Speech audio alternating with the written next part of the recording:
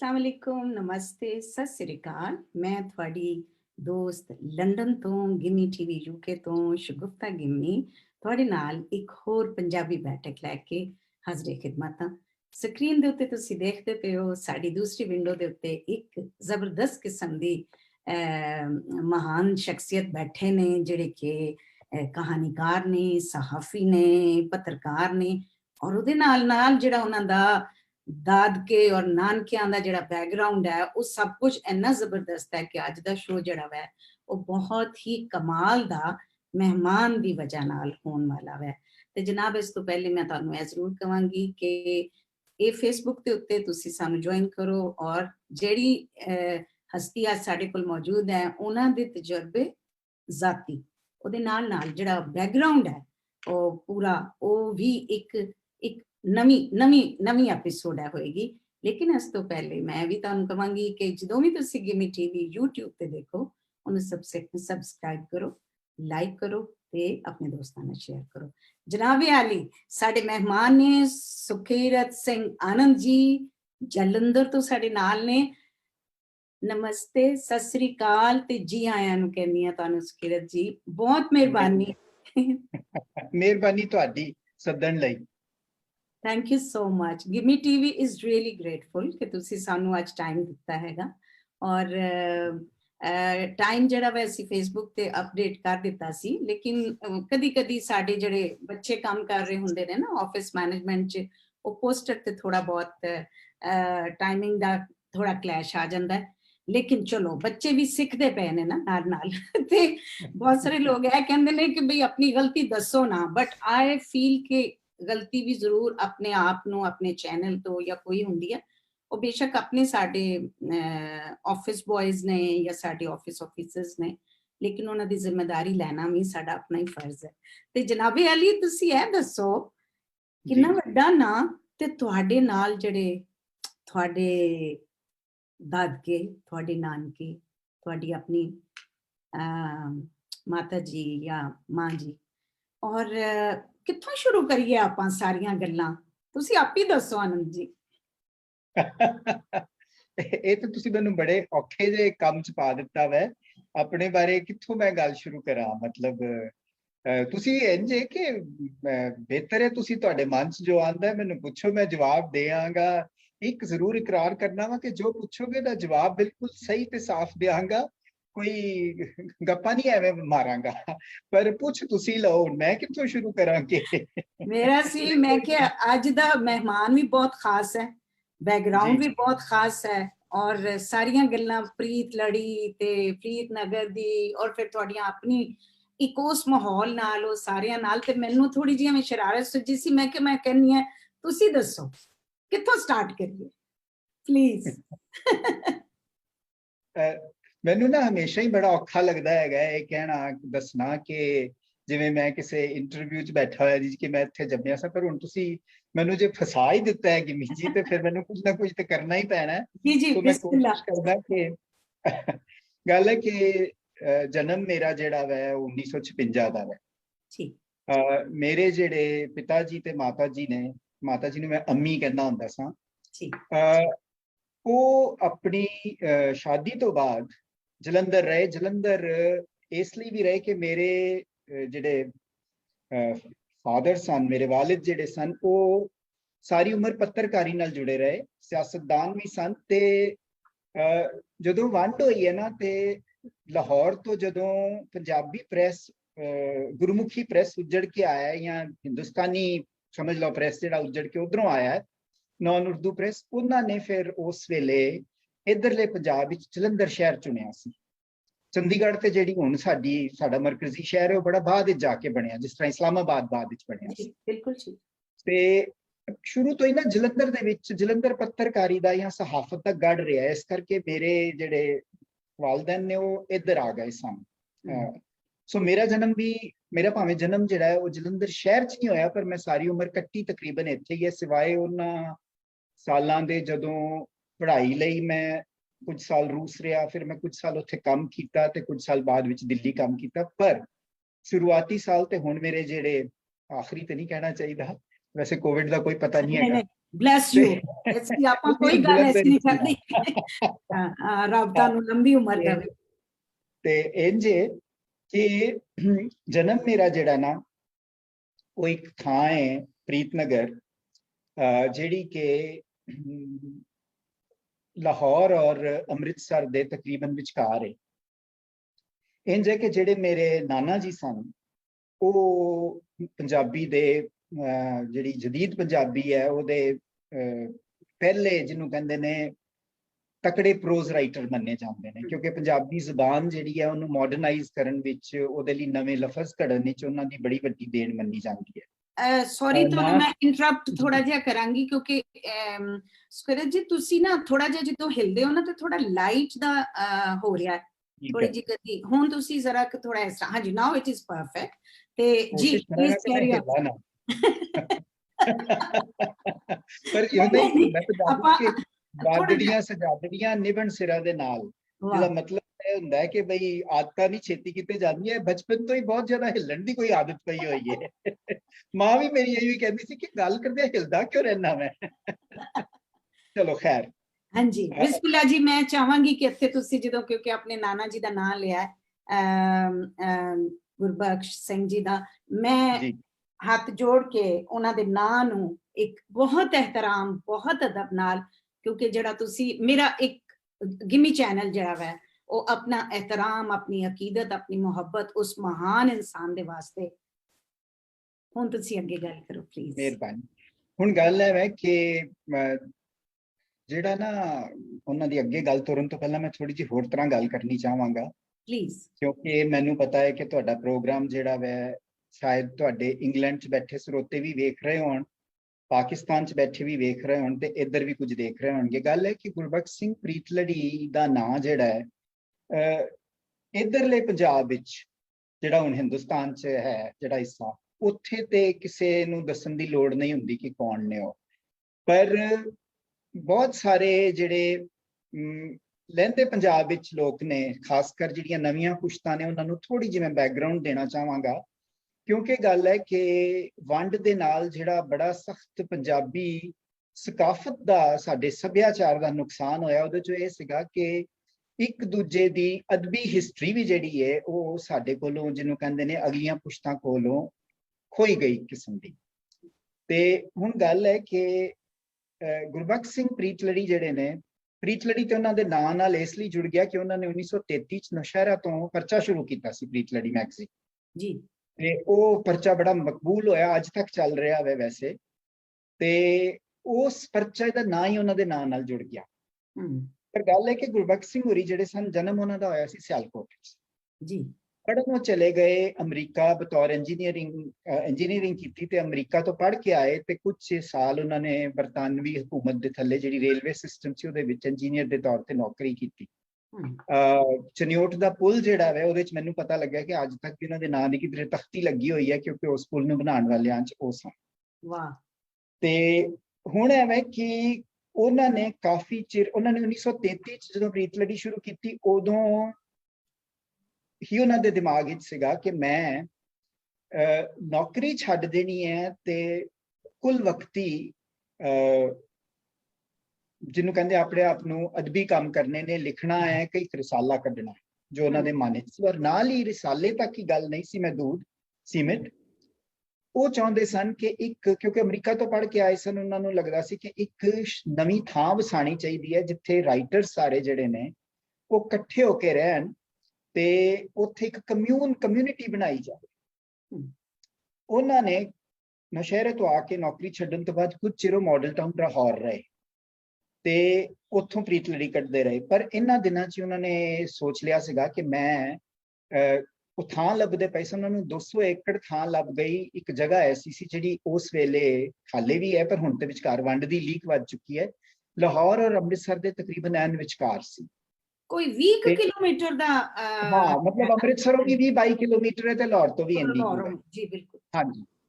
ਤੇ ਇਹ ਵੈ ਕਿ ਉਹਨਾਂ ਨੇ ਆਪਣੇ ਵੱਲ, ਉਦੋਂ ਤਾਂ ਕਿਸੇ ਨੇ ਸੋਚਿਆ ਹੀ ਨਹੀਂ ਸੀ ਕਿ ਵੰਡ ਹੋ ਜਾਏਗੀ। ਉਹਨਾਂ ਨੇ ਇਸ ਨੂੰ ਬੜਾ ਮਰਕਜ਼ੀ ਜਗ੍ਹਾ ਸਮਝ ਕੇ ਤੇ 200 ਏਕੜ ਜ਼ਮੀਨ ਇਕੱਲੇ ਤੇ ਉਹ ਖਰੀਦ ਨਹੀਂ ਸਨ ਸਕਦੇ। ਉਹਨਾਂ ਨੇ ਕੁਝ, ਜਿਹਨੂੰ ਕਹਿੰਦੇ ਨੇ ਉਸੇ ਸੋਚ ਵਾਲੇ ਲੋਕਾਂ ਨਾਲ ਗੱਲਬਾਤ ਕੀਤੀ। ਉਦੋਂ ਤੱਕ ਪ੍ਰੀਤਲੜੀ ਦੇ ਬੜੇ ਸਾਰੇ ਪੜ੍ਹਨ ਵਾਲੇ ਵੀ ਹੋ ਗਏ ਸਨ, ਉਹਨਾਂ ਦੀ ਖਾਸ ਕਿਸਮ ਦੀ ਫਿਲਾਸਫੀ ਸੀ ਜਿਹਦੇ ਨਾਲ ਲੋਕ ਜੁੜ ਗਏ ਸਨ। ਤੇ ਉਹ ਜ਼ਮੀਨ ਜਿਹੜੀ ਹੈ ਤੇ ਦੋ ਪਿੰਡਾਂ ਦੇ ਵਿਚਕਾਰ ਉਜਾੜ ਜਿਹੀ ਥਾਂ ਸੀ, ਪਰ ਉਹਦਾ ਕੁਝ ਜਿਹਨੂੰ ਕਹਿੰਦੇ ਨੇ ਉਹ ਉਸ ਰਾਹ ਤੇ ਪੈਂਦੀ ਸੀ ਜਿਸ ਰਾਹ ਤੇ ਕਦੀ ਨੂਰਜਹਾਂ ਪੰਜਾਬ ਤੋਂ ਕਸ਼ਮੀਰ ਜਾਂਦੀ ਹੁੰਦੀ ਸੀ। ਤੇ ਉੱਥੇ ਇੱਕ ਸਰਾਂ ਵੀ ਬਣੀ ਹੋਈ ਸੀ ਜਿਹੜੀ ਅੱਜ ਤੱਕ ਮੌਜੂਦ ਹੈ। ਹੁਣ ਭਾਵੇਂ ਉਹ ਕਾਫੀ ਖਸਤਾ ਹਾਲਤ ਵਿੱਚ ਹੈ, ਪਰ ਤੁਹਾਨੂੰ ਪਤਾ ਹੀ ਹੈ ਕਿ ਉਸ ਜ਼ਮਾਨੇ ਦੀਆਂ ਇਮਾਰਤਾਂ ਜਿਹੜੀਆਂ ਨੇ ਉਹ ਖਸਤਾ ਹਾਲਤ 'ਚ ਹੋ ਕੇ ਵੀ ਅੱਜ ਕੱਲ੍ਹ ਦੀਆਂ ਨਵੀਆਂ ਇਮਾਰਤਾਂ ਨਾਲੋਂ ਜ਼ਿਆਦਾ ਜਿਹਨੂੰ ਕਹਿੰਦੇ ਨੇ ਕਾਇਮ ਰਹਿ ਜਾਂਦੀਆਂ। ਖੈਰ, ਹੁਣ ਐਵੇਂ ਕਿ ਉਹਨਾਂ ਨੇ ਉਹ ਥਾਂ ਖਰੀਦੀ ਤੇ ਇਹਨਾਂ ਦੇ ਨਾਲ ਪਹਿਲਾਂ 16 ਟੱਬਰ ਜਿਹੜੇ ਨੇ ਉਹ 7 ਜੂਨ 1938 ਨੂੰ ਲਾਹੌਰ ਤੋਂ ਪ੍ਰੀਤਨਗਰ ਆਏ। ਯਾਨੀ ਹੁਣ ਅਗਲੇ ਮਹੀਨੇ 'ਚ 83ਵੀਂ ਵਰ੍ਹੇਗੰਢ ਹੋ ਜਾਏਗੀ ਪ੍ਰੀਤਨਗਰ ਦੀ ਨੀਂਹ ਰੱਖਣ ਦੀ। ਔਰ ਪ੍ਰੀਤਨਗਰ ਜਿਹੜਾ ਹੈ ਅਗਲੇ ਸਾਲ, ਦੇਖੋ 38 ਤੋਂ ਲੈ ਕੇ 47 ਤੱਕ ਟੋਟਲ 9 ਸਾਲ ਬਣਦੇ ਨੇ, ਜਿਹੜਾ ਇਨਸਾਨੀ ਜ਼ਿੰਦਗੀ 'ਚ ਕੋਈ ਲੰਮਾ ਸਮਾਂ ਨਹੀਂ ਹੈ। ਪਰ ਇਹਨਾਂ 9 ਸਾਲਾਂ 'ਚ ਕੀ ਹੋਇਆ ਕਿ ਪ੍ਰੀਤਲੜੀ ਦੇ ਨਾਲ ਬੜੇ ਸਾਰੇ ਲੇਖਕ ਜੁੜੇ। ਪ੍ਰੀਤਲੜੀ 4 ਜ਼ਬਾਨਾਂ 'ਚ ਨਿਕਲਣੀ ਸ਼ੁਰੂ ਹੋ ਗਈ ਸੀ, ਉਰਦੂ 'ਚ, ਗੁਰਮੁਖੀ 'ਚ, ਅੰਗਰੇਜ਼ੀ 'ਚ ਤੇ ਹਿੰਦੀ 'ਚ, ਦੇਵਨਾਗਰੀ ਦੀ ਵਾਲੀ ਸਕ੍ਰਿਪਟ ਹਿੰਦੀ 'ਚ। ਤੇ ਉੱਥੇ ਸਕੂਲ ਬਣਾਇਆ ਗਿਆ, ਐਕਟੀਵਿਟੀ ਸਕੂਲ, ਜਿੱਥੇ ਮਤਲਬ ਜੋ ਅੱਜ ਕੱਲ੍ਹ ਦੀ ਮਾਡਰਨ ਜਿਸ ਕਿਸਮ ਦੇ ਸਕੂਲ ਮੰਨੇ ਜਾਂਦੇ ਨੇ ਉਹਨਾਂ ਲੀਹਾਂ ਦੇ ਉੱਤੇ ਸਕੂਲ ਬਣਾਇਆ ਗਿਆ। ਕਮਿਊਨਿਟੀ ਕਿਚਨ ਸੀਗਾ, ਘਰ 'ਚ ਰੋਟੀ ਸੀ ਪੱਕਦੀ ਹੁੰਦੀ, ਸਾਰੇ ਖਾਣਾ ਇੱਕੋ ਹੀ ਥਾਂ ਤੋਂ ਖਾਂਦੇ ਸਨ। ਸੋ ਇੱਕ ਕਿਸਮ ਦਾ ਜਿਹਨੂੰ ਕਹਿੰਦੇ ਨੇ ਉਹਨਾਂ ਨੇ ਇੱਕ ਐਕਸਪੈਰੀਮੈਂਟ ਜਿਹਾ ਕੀਤਾ। ਉਦੋਂ ਕਿਸੇ ਦੇ ਚੇਤੇ 'ਚ ਵੀ ਨਹੀਂ ਸੀ ਕਿ ਹੋਰ 9 ਸਾਲ ਨੂੰ ਬਿਲਕੁਲ ਹੀ ਇਹ ਸਾਡਾ ਜਿਹੜਾ ਬਰੇ ਸਗੀਰ ਹੈ 2 ਮੁਲਕਾਂ 'ਚ ਵੰਡਿਆ ਜਾਏਗਾ ਤੇ ਪ੍ਰੀਤਨਗਰ ਬਿਲਕੁਲ ਐਨ ਬਾਰਡਰ ਤੇ ਆ ਜਾਏਗਾ। ਹੁਣ ਉਦੋਂ ਕੀ ਹੋਇਆ ਕਿ ਜਦੋਂ ਐਨ ਬਾਰਡਰ ਤੇ ਆਇਆ ਤੇ ਜਿਹੜੀ ਉਸ ਵੇਲੇ ਵੱਢ ਟੁੱਕ ਹੋਈ ਉਹ ਵੀ ਹੁਣ ਕਿਸੇ ਕੋਲੋਂ ਲੁਕੀ ਛੁਪੀ ਨਹੀਂ ਹੈ। ਜਿਹੜੇ ਮਾੜੇ ਹਾਲਾਤ 'ਚੋਂ ਪੰਜਾਬ ਲੰਘਿਆ, ਉਸ ਵੇਲੇ ਇਹਨਾਂ ਸਾਰੇ ਪ੍ਰੀਤਨਗਰੀਆਂ ਨੂੰ ਉੱਜੜ ਕੇ ਤੇ ਦਿੱਲੀ ਆਉਣਾ ਪਿਆ। ਉਦੋਂ ਫਿਰ ਪ੍ਰੀਤਨਗਰ ਇੱਕ ਕਿਸਮ ਨਾਲ ਉੱਜੜਿਆ। ਬਹੁਤ ਸਾਰੇ ਲੋਕ ਜਿਹੜੇ ਨੇ, ਦੇਖੋ 2-3 ਸਾਲ ਤੁਸੀਂ ਜਦੋਂ ਇੱਕ ਨਵੇਂ ਸ਼ਹਿਰ ਵਿੱਚ ਰਹਿੰਦੇ ਹੋ ਜਾ ਕੇ, ਤੁਹਾਡੇ ਬੱਚੇ ਵੱਡੇ ਹੋ ਰਹੇ ਨੇ, ਉਹਨਾਂ ਨੂੰ ਸਕੂਲਾਂ 'ਚ ਪਾਉਣਾ ਹੁੰਦਾ ਹੈ, ਤੁਸੀਂ ਕੋਈ ਜਿਹਨੂੰ ਕਹਿੰਦੇ ਨੇ ਸਿਰ ਲੁਕਾਈ ਲਈ ਕੋਈ ਰੁਜ਼ਗਾਰ ਲੱਭਦੇ ਹੋ, ਤੇ ਬੜੇ ਸਾਰੇ ਲੋਕ ਜਿਹੜੇ ਨੇ ਉਹ ਫਿਰ ਦਿੱਲੀ 'ਚ ਐਡਜਸਟ ਹੋ ਗਏ ਤੇ ਜਿੰਨੇ ਗਏ ਸਨ ਉਹਨਾਂ ਦਾ ਬਹੁਤ ਛੋਟਾ ਹਿੱਸਾ ਵਾਪਸ ਪ੍ਰੀਤਨਗਰ ਆਇਆ। ਸੋ ਪ੍ਰੀਤਨਗਰ ਇੱਕ ਕਿਸਮ ਨਾਲ ਬਹੁਤ ਵੱਡੀ ਕਮਿਊਨਿਟੀ ਤੋਂ ਬੜੀ ਛੋਟੀ ਜਿਹੀ ਕਮਿਊਨਿਟੀ ਰਹਿ ਗਿਆ ਵੰਡ ਤੋਂ ਬਾਅਦ ਜੀ। ਪਰ ਇਹਦੇ ਬਾਵਜੂਦ ਗੁਰਬਖਸ਼ ਸਿੰਘ ਹੁਰੀ ਤੇ ਉਹਨਾਂ ਦਾ ਪਰਿਵਾਰ ਤੇ ਕੁਝ ਹੋਰ ਪਰਿਵਾਰ, ਫਿਰ ਪੰਜਾਬੀ ਦੇ ਜਿਹੜੇ ਨਾਨਕ ਸਿੰਘ ਨਾਵਲਿਸਟ ਨੇ ਉਹਨਾਂ ਦਾ ਪਰਿਵਾਰ, ਇਹ ਸਾਰੇ ਲਗਾਤਾਰ ਜਿਹੜੇ ਨੇ ਪ੍ਰੀਤਨਗਰ ਹੀ ਰਹੇ।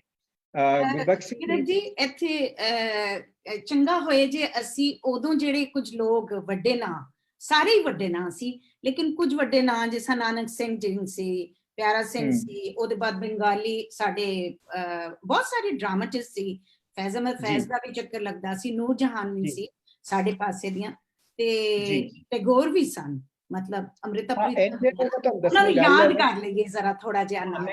ਮੈਂ ਕਿ ਐਕਚੁਅਲੀ ਮੈਂ ਚੰਗਾ ਕੀਤਾ ਤੁਸੀਂ ਮੈਨੂੰ ਇਸ ਪਾਸੇ ਵੱਲ ਮੋੜਿਆ। ਇੰਜ ਹੈ ਕਿ ਪ੍ਰੀਤਨਗਰ ਦਾ ਜਿਹੜਾ ਐਕਟੀਵਿਟੀ ਸਕੂਲ ਸੀ ਨਾ, ਉਹਦੇ ਬਾਰੇ ਸੁਣ ਕੇ ਰਵਿੰਦਰਨਾਥ ਟੈਗੋਰ ਉਰੀ ਆਪ ਨਹੀਂ ਸਨ ਆਏ, ਉਹਨਾਂ ਨੇ 1941 'ਚ ਉਹਨਾਂ ਦੀ ਜਿਹੜੀ ਵਿਸ਼ਵ ਭਾਰਤੀ ਯੂਨੀਵਰਸਿਟੀ ਹੈ ਉਹਦੇ ਵਾਈਸ ਚਾਂਸਲਰ ਨੂੰ ਭੇਜਿਆ ਸੀ ਕਿ ਜਾ ਕੇ ਵੇਖ, ਕਿਉਂਕਿ ਟੈਗੋਰ ਉਹਨਾਂ ਨੇ ਆਪਣੇ ਸ਼ਾਂਤੀ ਨਿਕੇਤਨ ਦਾ ਐਕਸਪੈਰੀਮੈਂਟ ਕੀਤਾ ਸੀ। 1942 ਵਿੱਚ ਜਵਾਹਰ ਲਾਲ ਨਹਿਰੂ ਵੀ ਪ੍ਰੀਤਨਗਰ ਆਏ ਇਹ ਵੇਖਣ ਵਾਸਤੇ। ਤੇ ਬਾਕੀ ਉਸ ਵੇਲੇ ਜਿਹੜੇ ਅਦਬ ਨਾਲ ਜੁੜੇ ਹੋਏ ਲੋਕ ਸਨ, ਫੈਜ਼ ਹੋਰਾਂ ਦਾ ਤੇ ਤੁਸੀਂ ਨਾਂ ਲੈ ਹੀ ਦਿੱਤਾ ਵੈ, ਸਾਇਰ ਲੁਧਿਆਣਵੀ, ਅੰਮ੍ਰਿਤਾ ਪ੍ਰੀਤਮ, ਬਲਵੰਤ ਗਾਰਗੀ, ਤੇ ਬੜੇ ਸਾਰੇ ਐਸੇ ਨਾਂ ਨੇ ਜਿਹੜੇ ਮੈਂ ਨਾਂ ਲਵਾਂਗਾ ਕਿ ਸ਼ਾਇਦ ਲਹਿੰਦੇ ਪੰਜਾਬ ਵਾਲਿਆਂ ਦੀ ਹੁਣ ਵਾਲੀ ਪੁਸ਼ਤ ਨੂੰ ਘੱਟ ਪਤਾ ਹੋਣ, ਪਰ ਇੱਧਰ ਵਾਲੇ ਜਾਣਦੇ ਨੇ। ਜੀ ਸਾਡੇ ਪਾਸੇ ਨਹੀਂ ਪਤਾ ਜੀ। ਸੁਜਾਨ ਸਿੰਘ, ਨੌਰੰਗ ਸਿੰਘ, ਇਹ ਸਾਰੇ ਜਿਹੜੇ ਨੇ ਪੰਜਾਬੀ ਦੇ ਵੱਡੇ, ਸੰਤੋਖ ਸਿੰਘ ਧੀਰ, ਇਹ ਸਾਰੇ ਬੜੇ ਵੱਡੇ ਪੰਜਾਬੀ ਦੇ ਨਾਂ ਨੇ। ਸੁਖਬੀਰ, ਇਹ ਵੱਡੇ ਅਫਸਾਨਾ ਨਿਗਾਰ ਰਹੇ ਨੇ। ਪਰ ਇਹ ਵੈ ਕਿ ਉਹੀ ਜਿਹੜੀ ਮੈਂ ਸ਼ੁਰੂ 'ਚ ਗੱਲ ਕੀਤੀ ਸੀਗੀ ਕਿ ਸਾਡੀ ਤਵਾਰੀਖ ਹੀ ਇੰਜ ਵੱਡੀ ਗਈ ਹੈ ਕਿ ਅਗਲੀਆਂ ਪੁਸ਼ਤਾਂ ਕੋਲੋਂ ਬੜਾ ਕੁਝ ਲੁਕ ਗਿਆ। ਸੋ ਮੈਨੂੰ ਲੱਗਦਾ ਹੈ ਕਿ ਇਹ ਮੈਂ ਮੋਟੀ ਜਾਣਕਾਰੀ ਪ੍ਰੀਤਨਗਰ ਬਾਰੇ ਤੇ ਦੇ ਦਿੱਤੀ ਹੈ। ਪ੍ਰੀਤਨਗਰ ਤੋਂ ਅੱਗੇ ਵੀ ਜਾਵਾਂਗੇ, ਪਰ ਮੈਂ ਇੱਥੇ ਇੱਕ ਛੋਟੀ ਜਿਹੀ ਗੱਲ ਇਹ ਕਰਨਾ ਚਾਹੁੰਦਾ ਕਿ 1995 ਦੇ ਵਿੱਚ ਗੁਰਬਖਸ਼ ਸਿੰਘ ਹੋਰਾਂ ਦੀ 100ਵੀਂ ਵਰ੍ਹੇਗੰਢ ਸੀ ਜਨਮ ਦੀ, ਕਿਉਂਕਿ 1895 ਚ ਉਹਨਾਂ ਦਾ ਜਨਮ ਹੋਇਆ ਸੀ। ਉਦੋਂ ਹਾਲੇ ਕਾਫੀ ਸਾਰੇ ਪ੍ਰੀਤਨਗਰੀਏ ਜਿਹੜੇ ਸਨ ਉਹ ਹਾਲੇ ਜਿਉਂਦੇ ਵੀ ਸਨ। ਉਹਨਾਂ ਚੋਂ ਇੱਕ ਬੜਾ ਵੱਡਾ ਨਾਂ ਸੀ, ਉਹ ਪੰਜਾਬੀ ਦੇ ਬੜੇ ਵੱਡੇ ਪਬਲਿਸ਼ਰ ਹੋ ਗਏ ਬਾਅਦ ਵਿੱਚ, ਪਾਪਾ ਪ੍ਰੀਤਮ ਸਿੰਘ ਉਹਨਾਂ ਦਾ ਨਾਂ ਸੀ। ਉਹਨਾਂ ਨੇ, ਉਹ ਦਿੱਲੀ 'ਚ ਸਨ, ਉਹਨਾਂ ਨੇ, ਔਰ ਕਰਤਾਰ ਸਿੰਘ ਦੁੱਗਲ ਸਾਡੇ ਰਾਈਟਰ ਸਨ, ਇੰਦਰ ਗੁਜਰਾਲ ਜਿਹੜੇ ਬਾਅਦ ਵਿੱਚ ਹਿੰਦੁਸਤਾਨ ਦੇ ਪ੍ਰਧਾਨ ਮੰਤਰੀ ਵੀ ਬਣੇ। ਇਹਨਾਂ ਸਾਰਿਆਂ ਨੇ ਰਲ ਕੇ ਸੋਚਿਆ ਕਿ ਇਹ ਪ੍ਰੀਤਨਗਰ ਜਿਹੜਾ ਨਾ, ਇਹਦੇ ਵਿੱਚ ਭਾਵੇਂ ਹੁਣ ਬੜੇ ਘੱਟ ਟੱਬਰ ਰਹਿ ਗਏ ਨੇ, ਪਰ ਇਹ ਇੱਕ ਕਿਸਮ ਦਾ ਅਦਬੀ ਮੱਕਾ ਹੈ ਪੰਜਾਬੀਆਂ ਵਾਸਤੇ, ਤੇ ਇਹਨੂੰ ਸੁਰਜੀਤ ਕਰਨ ਲਈ ਉੱਥੇ ਫੰਡ ਇਕੱਠਾ ਕਰਕੇ ਤੇ ਫਿਰ ਇੱਕ ਆਡੀਟੋਰੀਅਮ ਬਣਾਇਆ ਗਿਆ, ਜਿੱਥੇ ਇੱਕ ਓਪਨ 에ਅਰ ਆਡੀਟੋਰੀਅਮ ਹੈ, ਇੱਕ ਬਿਲਕੁਲ ਨਵੇਂ ਸਾਜ਼ੋ ਸਾਮਾਨ ਨਾਲ ਲੈਸ ਛੋਟਾ ਆਡੀਟੋਰੀਅਮ ਹੈ ਸੱਤਿਆ ਹੋਇਆ, ਔਰ 4 ਕਮਰੇ ਨੇ ਜਿਨ੍ਹਾਂ ਦੇ ਨਾਲ ਅਟੈਚਡ ਬਾਥਰੂਮ ਨੇ ਕਿ ਕੋਈ ਰਾਈਟਰਸ ਆ ਕੇ ਰਹਿ ਸਕਣ ਉੱਥੇ, ਤੇ ਉਹ ਸਾਰਾ ਕੁਝ ਬਣਾਇਆ ਗਿਆ। ਹੁਣ ਉਹ ਹੈ ਕਿ ਉੱਥੇ ਲਗਾਤਾਰ ਹਰ ਮਹੀਨੇ ਦੇ ਤੀਜੇ ਬੁੱਧਵਾਰ ਨੂੰ ਲੋਕਲ ਪਿੰਡਾਂ ਵਾਸਤੇ ਪੰਜਾਬ ਤੋਂ ਤਕਰੀਬਨ ਹਰ ਨਾਟਕਕਾਰ ਜਿਹੜਾ ਡਰਾਮਾਟਿਸਟ ਹੈ ਉਹਨੇ ਆ ਕੇ ਪਿਛਲੇ 20 ਸਾਲਾਂ ਤੋਂ ਉੱਥੇ ਡਰਾਮੇ ਖੇਡੇ ਨੇ। ਤੇ ਮਤਲਬ ਸਾਡੇ ਵਾਲੇ ਪਾਸੇ ਜਿੰਨੇ ਵੀ ਵੱਡੇ ਡਰਾਮਾਟਿਸਟ ਸਨ, ਕੇਵਲ ਧਾਲੀਵਾਲ, ਅਜਮੇਰ ਔਲਖ, ਸਾਹਿਬ ਸਿੰਘ, ਹੁਣ ਨਾ ਜਦੋਂ ਮੈਂ ਨਾਂ ਲੈਣ ਲੱਗਦਾ ਕਈਆਂ ਦੇ ਰਹਿ ਜਾਂਦੇ ਨੇ ਤੇ ਮੈਂ ਪਹਿਲਾਂ ਹੀ ਮਾਫੀ ਮੰਗਦਾ, ਜਿੰਨਾਂ ਦਾ ਰਹਿ ਜਾਏ ਉਹ ਇਹਨਾਂ ਸਮਝਣ, ਗੱਲ ਕਰਦਿਆਂ ਸਾਰਾ ਨਹੀਂ ਚੇਤੇ ਨਹੀਂ, ਉਹਦੇ 'ਚ ਤੁਹਾਨੂੰ ਕੋਈ ਮਦੀਹਾ ਗੌਹਰ ਨੇ ਜੀ, ਮਦੀਹਾ ਗੌਹਰ ਨੇ ਆ ਕੇ ਉੱਥੇ ਨਾਟਕ ਖੇਡਿਆ। ਹੁਣ ਤੇ ਮਦੀਹਾ ਜੀ ਵੀ ਫੌਤ ਹੋ ਗਏ ਨੇ, ਉਹ ਵੀ ਪ੍ਰੀਤਨਗਰ ਆਏ ਸਨ। ਫੈਜ਼ ਹੋਰੀ ਵੀ ਪ੍ਰੀਤਨਗਰ ਆਏ ਸਨ, ਪਰ ਉਹ 1995 ਤੋਂ ਪਹਿਲਾਂ ਆਏ ਸਨ। ਸਲੀਮਾ ਹਾਸ਼ਮੀ ਵੀ ਆਈਆਂ ਸੀ। ਸਲੀਮਾ ਹਾਸ਼ਮੀ ਤੇ ਜਦੋਂ ਬਣ ਗਿਆ ਸੀ ਆਡੀਟੋਰੀਅਮ ਉਦੋਂ ਬਾਅਦ ਵੀ ਆਏ ਨੇ, ਕਿਉਂਕਿ ਹੁਣ ਪੁਸ਼ਤਾਂ ਵੀ ਤੇ ਬਦਲਦੀਆਂ ਜਾਂਦੀਆਂ ਨੇ ਨਾ। ਸੋ ਇਹ ਤੇ ਹੋਈ ਪ੍ਰੀਤਨਗਰ ਦੀ ਬੈਕਗਰਾਉਂਡ। ਸੋ ਇਹ ਮੋਟਾ ਹੈ ਕਿ ਮੈਂ ਬਸ ਇਹ ਇੱਕ ਇਤਫਾਕ ਹੈ ਕਿ ਮੈਂ ਗੁਰਬਖਸ਼ ਸਿੰਘ ਦਾ ਦੋਹਤਰਾ ਵਾਂ, ਬਸ ਇਹ ਇਤਫਾਕ ਹੈ, ਹੋਰ ਕੋਈ ਇਹੀ ਚੀਜ਼ ਮੈਂ ਚਾਹ ਰਹੀ ਸਾਂ, ਮੈਂ ਤੁਹਾਡੇ ਮੂੰਹ ਚੋਂ ਕਹਿ ਲਵਾਵਾਂ। ਨਾਜ਼ਰੀਨ ਸਾਡੇ ਨਾਲ ਜਿਹੜੇ ਸਾਡੇ ਕੋਲ ਬੈਠੇ ਹੋਏ ਨੇ ਔਰ ਤੁਸੀਂ ਸਾਰੇ ਸੁਣ ਰਹੇ ਹੋ, ਉਹਨਾਂ ਨੂੰ ਸਭ ਬਹੁਤ ਅੱਛੀ ਤਰ੍ਹਾਂ ਜਾਣਦੇ ਨੇ। ਸੁਕੀਰਤ ਸਿੰਘ ਆਨੰਦ ਜੀ ਇਹ ਗੁਰਬਖਸ਼ ਸਿੰਘ ਦੇ ਦੋਤੇ ਨੇ। ਤੇ ਹੁਣ ਅਸੀਂ ਆਵਾਂਗੇ ਜੀ ਤੁਹਾਡੀ ਮਾਤਾ ਜੀ ਵੱਲ, ਤੇ ਫਿਰ ਉਹਦੇ ਬਾਅਦ ਮੈਂ ਤੁਹਾਡੇ ਦੂਸਰੇ ਪਾਸੇ ਵੀ ਜਾਵਾਂਗੀ, ਤੁਸੀਂ ਬੜਾ ਦਾਦਕੇ ਵਾਲੇ ਪਾਸੇ। ਪਹਿਲੇ ਤੁਸੀਂ ਕੋਈ ਯਾਦਾਂ ਸ਼ੇਅਰ ਕਰੋ ਮਾਤਾ ਜੀ ਦੀਆਂ। ਇੱਕ ਤੇ ਮਾਤਾ ਜੀ ਸਾਡੇ ਘਰ ਵਿੱਚ ਸਾਡੀ ਨਾਨੀ ਨੂੰ ਕਹਿੰਦੇ ਸਨ। ਅੱਛਾ, ਠੀਕ ਹੈ। ਹਾਂ, ਤੁਸੀਂ ਅੰਮੀ ਕੀ ਕਹਿੰਦੇ ਸੀ? ਹਾਂ, ਮੈਂ ਅੰਮੀ ਕਹਿੰਦਾ ਸਾਂ, ਜੀ ਵੀ ਨਹੀਂ ਸੀ ਲਾਂਦਾ, ਅੰਮੀ ਕਹਿੰਦਾ ਸਾਂ ਮੇਰਾ।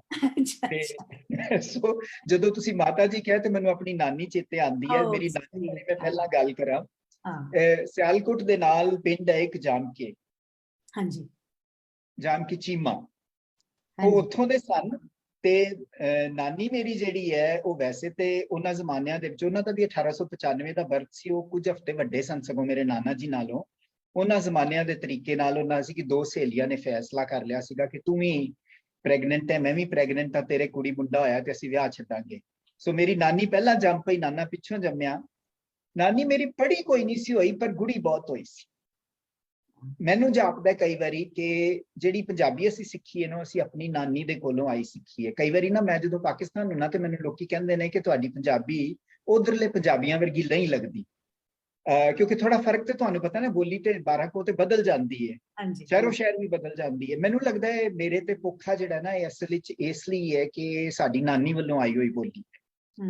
ਤੇ ਨਾਨੀ ਨੂੰ ਮੈਂ ਖਾਸ ਤਾਂ ਚੇਤੇ ਕੀਤਾ ਕਿਉਂਕਿ ਤੁਸੀਂ ਲਫ਼ਜ਼ ਮਾਤਾ ਜੀ ਵਰਤਿਆ, ਤੇ ਮਾਤਾ ਜੀ ਦਾ ਭਾਵੇਂ ਦੇਖੋ ਹੁੰਦਾ ਕੀ ਹੈ ਕਿ ਗੁਰਬਖਸ਼ ਸਿੰਘ ਪ੍ਰੀਤਲੜੀ ਬੜੀ ਵੱਡੀ ਸ਼ਖਸੀਅਤ ਸਨ, ਪਰ ਉਹਨਾਂ ਦੇ ਪਿੱਛੇ ਜੇ ਮੇਰੀ ਨਾਨੀ ਨਾ ਹੁੰਦੀ ਤੇ ਗੁਰਬਖਸ਼ ਸਿੰਘ ਨਹੀਂ ਸੀ ਹੋਣਾ। ਸੋ ਪਹਿਲਾਂ ਤੇ ਮੈਂ ਸਤਿਕਾਰ ਉਹਨਾਂ ਨੂੰ ਦੇਣਾ। ਹੁਣ ਆਨਾ ਮੈਂ ਆਪਣੀ ਮਾਂ ਵੱਲ। ਮੇਰੀ ਮਾਂ ਯਾਨੀ ਅੰਮੀ ਜੀ ਦਾ ਨਾਂ ਉਰਮਿਲਾ ਸੀ, ਤੇ ਵਿਆਹ ਤੋਂ ਬਾਅਦ ਕਿਉਂਕਿ ਮੇਰੇ ਪਿਤਾ ਜੀ ਜਿਹੜੇ ਸਨ, ਜਿਨ੍ਹਾਂ ਨੂੰ ਮੈਂ ਪਾਪਾ ਜੀ ਕਹਿੰਦਾ ਸਾਂ, ਉਹ ਆਨੰਦ ਸਨ। ਸੋ ਇਸ ਕਰਕੇ ਜਗਜੀਤ ਸਿੰਘ ਆਨੰਦ ਤੋਂ ਬਾਅਦ ਉਰਮਿਲਾ ਆਨੰਦ ਮੇਰੇ ਮਦਰ ਹੋ ਗਏ। ਮੇਰੇ ਮਾਤਾ ਜੀ ਜਿਹੜੇ ਨੇ, ਮਤਲਬ ਉਹਨਾਂ ਦਾ ਖਾਸ ਨੇੜ ਮੇਰੇ ਅੰਮੀ ਨਾਲ ਸੀ। 6 ਬੱਚੇ ਸਨ, ਜਿਨ੍ਹਾਂ ਚੋਂ ਮੇਰੀ ਮਾਂ ਜਿਹੜੀ ਸੀ ਸਭ ਤੋਂ, ਜਿਹਨੂੰ ਕਹਿੰਦੇ ਨੇ, ਮੇਰੀ ਮਾਂ ਦੇ ਲਫ਼ਜ਼ ਹੁਣ ਇੱਧਰ ਆ ਰਿਹਾ, ਉਹ ਕਹਿੰਦੀ ਹੁੰਦੀ ਸੀ ਕਿ ਮੈਂ ਉਨੀ ਨਾ ਸੋਹਣੀ ਸਾਂ ਨਾ ਉਨੀ ਨਫਾਸਤ ਵਾਲੀ ਸਾਂ ਜਿੰਨੀਆਂ ਮੇਰੀਆਂ ਬਾਕੀ ਭੈਣਾਂ ਸਨ। ਤੇ ਮੈਨੂੰ ਸਾਰੇ ਅਣਗੌਲਿਆ ਕਰਦੇ ਸੀ, ਪਰ ਮੇਰੀ ਮਾਂ ਯਾਨੀ ਮਾਤਾ ਜੀ ਬਹੁਤ ਉਹਨਾਂ ਦਾ ਧਿਆਨ ਰੱਖਦੇ ਸਨ। ਸੋ ਮੈਂ ਜ਼ਰਾ ਇਹ ਤਾਂ ਵੀ ਗੱਲ ਕਰਤੀ ਹੈ, ਮੈਂ ਮਾਤਾ ਜੀ ਦੇ ਨਾਲ ਬਹੁਤ ਨੇੜੇ ਮਹਿਸੂਸ ਕਰਨਾ ਆਪਣੇ ਆਪ ਨੂੰ। ਨਹੀਂ, ਉਹ ਅਸਲ 'ਚ ਤੁਸੀਂ ਮਾਤਾ ਜੀ ਕਹਿ ਰਹੇ ਹੋ ਨਾ, ਅਸਲ 'ਚ ਇਹ ਜਿਹੜਾ ਹੁਣ ਪਲੇਟਫਾਰਮ ਹੈ ਨਾ, ਨਾਨੀ ਵੀ ਨਾਲ ਕਹਿ ਰਹੇ ਹਾਂ, ਕਿਉਂਕਿ ਇਹ ਜਿਹੜੀ ਨਵੀਂ ਪੀੜ੍ਹੀ ਸਾਡੀ ਦੇਖਦੀ ਪਈ ਹੈ ਨਾ, ਖਾਸ ਤੌਰ ਤੇ ਸਾਡੇ ਆਪਣੇ ਪਾਕਿਸਤਾਨੀ ਪੰਜਾਬ ਵੱਲ, ਉਹ ਤੁਹਾਨੂੰ ਬੁਲਾਉਣ ਦਾ ਮਕਸਦ ਹੀ ਹੈ ਕਿ ਬਹੁਤ ਸਾਰੀਆਂ ਚੀਜ਼ਾਂ ਅਸੀਂ ਉਹਨਾਂ ਨੂੰ ਆਪਣੀ ਪੰਜਾਬੀਅਤ ਦੀ ਟ੍ਰਾਂਸਫਰ ਕਰਨਾ। ਜੀ ਜੀ ਪਲੀਜ਼। ਤੇ ਹੁਣ ਤੁਸੀਂ ਮੇਰੇ ਅੰਮੀ ਬਾਰੇ ਪੁੱਛਿਆ ਸੀ, ਮੈਂ ਆਪਣੇ ਅੰਮੀ ਬਾਰੇ ਤੇ ਇਹੀ ਕਹਿ ਸਕਦਾ ਕਿ ਦੇਖੋ ਹਰ ਬੱਚੇ ਨੂੰ ਆਪਣੀ ਮਾਂ ਤੇ ਚੰਗੀ ਲੱਗਦੀ ਹੁੰਦੀ ਹੈ, ਮੈਨੂੰ ਵੀ ਲੱਗਦੀ ਸੀ। ਪਰ ਮੈਂ ਅੱਗੇ ਉਹੀ ਗੱਲ ਜਿਹੜੀ ਮੈਂ ਆਪਣੇ ਨਾਨੇ ਬਾਰੇ ਕਹੀ ਹੈ ਨਾ, ਮੈਂ ਆਪਣੀ ਮਾਂ ਬਾਰੇ ਵੀ ਕਹਾਂਗਾ। ਮੇਰੀ ਮਾਂ ਆਪਣੇ ਆਪ 'ਚ ਇੱਕ ਲੇਖਕ ਸੀ। ਉਹਨਾਂ ਦੀਆਂ 2 ਕਿਤਾਬਾਂ ਤੇ ਉਹਨਾਂ ਦੇ ਜਿਉਂਦੇ ਜੀ ਛਪੀਆਂ। ਇੱਕ ਉਹਨਾਂ ਦੀ ਕਿਤਾਬ 1963 ਵਿੱਚ ਛਪੀ ਸੀ, ਧਰੇਕ ਪੁੰਗਰ ਪਈ, ਜਿਹੜੀ ਪ੍ਰੋਜ਼ ਦੀ ਕਿਤਾਬ ਹੈ। ਤੇ ਬਾਅਦ ਵਿੱਚ ਸਾਡੀ ਜਿਹੜੀ ਅੰਮ੍ਰਿਤਸਰ ਵਾਲੀ ਗੁਰੂ ਨਾਨਕ ਦੇਵ ਯੂਨੀਵਰਸਿਟੀ, ਉਹਨੇ ਕਮਿਸ਼ਨ ਕਰਕੇ ਉਹਨਾਂ ਕੋਲੋਂ ਪ੍ਰੀਤਨਗਰ ਦੇ ਹਿਸਟਰੀ ਬਾਰੇ ਕਿਤਾਬ ਲਿਖਾਈ ਸੀ। ਤੇ ਉਹ ਕਿਤਾਬ ਉਹਨਾਂ ਦੀ ਪ੍ਰੀਤਨਗਰ ਦੇ ਧੁੰਦਲੇ ਪਰਛਾਵੇਂ, ਉਹ ਉਹਨਾਂ ਦੇ ਹੁੰਦਿਆਂ ਛਪੀ। ਤੇ ਹੁਣੇ ਉਹਨਾਂ ਦੀ ਮੈਂ ਕਿਤਾਬ, ਕਿਉਂਕਿ ਆਊਟ ਆਫ ਪ੍ਰਿੰਟ ਸੀ, ਉਹਦੇ ਵਿੱਚ ਕੁਝ ਉਹਨਾਂ ਦੇ ਬਾਅਦ ਦੇ ਮਜ਼ਮੂਨ ਐਡ ਕਰਕੇ ਧਰੇਕ ਪੁੰਗਰ ਪਈ ਦੁਬਾਰਾ ਛਪਾਈ ਹੈ। ਲਿਖਦੇ ਉਹ ਸਾਰੀ ਉਮਰ ਰਹੇ, ਪਰ ਉਹਨਾਂ ਦਾ ਜਿਹੜਾ ਮੈਨੂੰ ਲੱਗਦਾ ਕਿ ਉਹਨਾਂ ਦੀ ਜ਼ਿੰਦਗੀ ਦਾ ਮੇਨ ਮਕਸਦ ਸੀਗਾ ਕਿ ਮੇਰੇ ਜਿਹੜੇ ਪਿਤਾ ਜੀ ਸਨ ਨਾ, ਵਾਲਿਦ ਮੇਰੇ, ਉਹ ਪੱਤਰਕਾਰ ਵੀ ਸਨ, ਉਹ ਸਿਆਸਤਦਾਨ ਵੀ ਸਨ। ਉਹ ਭਾਰਤੀ ਹਿੰਦੁਸਤਾਨ ਦੀ ਕਮਿਊਨਿਸਟ ਪਾਰਟੀ ਨਾਲ ਜੁੜੇ ਹੋਏ ਸਨ ਤੇ ਉਹ ਬਾਅਦ ਵਿੱਚ ਪਾਰਲੀਮੈਂਟ ਦੇ ਮੈਂਬਰ ਵੀ ਰਹੇ। ਉਹ ਬੜੇ ਹੀ, ਜਿਹਨੂੰ ਕਹਿੰਦੇ ਨਾ, ਇੱਕ ਥਾਂ ਤੋਂ ਦੂਜੀ ਥਾਂ ਭੱਜੇ ਰਹਿਣ ਵਾਲੇ, ਹਰ ਵੇਲੇ 100 ਥਾਵਾਂ ਤੇ ਲੱਤਾਂ ਫਸਾਈ ਰੱਖਣ ਵਾਲੇ ਬੰਦੇ ਸਨ। ਮੈਨੂੰ ਜਾਪਦਾ ਹੈ ਕਿ ਮੇਰੀ ਮਾਂ ਨੂੰ ਇੱਕ ਵੱਡੀ ਕੀਮਤ ਇਸ ਗੱਲ ਦੀ ਤਾਰਨੀ ਪਈ, ਕਿਉਂਕਿ ਜੇਕਰ ਘਰ ਚੋਂ ਕੋਈ ਇੱਕ ਬੰਦਾ ਇੰਨਾ ਗਾਇਬ ਰਹੇ ਤੇ ਫਿਰ ਉਹਨੂੰ ਦੂਜੇ ਨੂੰ ਬੜਾ ਧਿਆਨ ਦੇਣਾ ਪੈਂਦਾ ਹੈ। ਸਾਡੀ ਜਿਹੜੀ ਸਾਰੀ ਸਕੂਲਿੰਗ ਹੋਈ ਜਾਂ ਜੇ ਘਰ ਚੱਲਿਆ, ਦੇਖੋ ਇਹਦੇ 'ਚ ਵੀ ਕੋਈ ਮੈਨੂੰ ਦੁਕਾਨ ਦੀ ਲੋੜ ਨਹੀਂ ਹੈ ਕਿ ਘਰ ਵੀ ਮੇਰੇ ਬਚਪਨ ਵਿੱਚ ਬੜਾ ਹੀ, ਜਿਹਨੂੰ ਕਹਿੰਦੇ ਨੇ, ਔਖਾ ਹੋ ਕੇ ਚੱਲਦਾ ਹੁੰਦਾ ਸੀ, ਕਿਉਂਕਿ ਇਹ ਹੋਲ ਟਾਈਮਰ ਕਿਸਮ ਦੇ ਕਮਿਊਨਿਸਟਾਂ ਦੀ ਕੋਈ ਇਨਕਮ ਨਹੀਂ ਸੀ ਹੁੰਦੀ। ਇਹ ਮੇਰੀ ਮਾਂ ਨਹੀਂ ਚਲਾਇਆ। ਸੋ ਇਸ ਲਈ, ਕਿਉਂਕਿ ਤੁਸੀਂ ਅੰਮੀ ਦੀ ਗੱਲ ਕੀਤੀ ਹੈ, ਤੇ ਮੈਂ ਇਹ ਗੱਲ ਕਹਿਣੋਂ ਨਹੀਂ ਰਹਿ ਸਕਿਆ ਕਿ ਇਹ ਸਾਡੀ ਮਾਂ ਦੀ ਬੜੀ ਵੱਡੀ ਦੇਣ ਹੈ ਕਿ ਸਾਨੂੰ ਉਹਨੇ ਜਿਸ ਕਿਸਮ ਦੀ ਤਰਬੀਅਤ ਦਿੱਤੀ, ਜਿੱਥੇ ਪਹੁੰਚਾਇਆ। ਹੁਣ ਤੁਸੀਂ, ਮੈਨੂੰ ਲੱਗਦਾ ਮੈਂ ਬਹੁਤ ਹਿੱਲ ਵੀ ਲਿਆ ਤੇ ਬੜੀਆਂ ਗੱਲਾਂ ਵੀ ਕਰ ਲਈਆਂ। ਤੁਸੀਂ ਬਹੁਤ ਅੱਛਾ ਮੈਂ ਕਰ ਰਹੇ ਹੋ, ਕਿਉਂਕਿ ਇਹ ਬੈਕਗ੍ਰਾਉਂਡ ਜਾਣਨਾ ਬਹੁਤ ਜ਼ਰੂਰੀ ਸੀ। ਹੁਣ ਥੋੜਾ ਜਿਹੀ ਗੱਲ ਜ਼ਰੂਰ ਮੈਂ ਕਰਾਂਗੀ ਤੁਹਾਡੇ ਵਾਲਿਦ ਸਾਹਿਬ ਦੇ ਹਵਾਲੇ ਨਾਲ। ਉਹਨਾਂ ਦੇ ਬੜੇ ਇੱਕ ਨਾਮੀ ਗ੍ਰਾਮੀ ਮੁਸਲਮਾਨ ਦੋਸਤ ਵੀ ਸੀ। ਮੈਂ 1940 ਦੀ ਗੱਲ ਕਰਦੀ ਪਈ ਜੀ।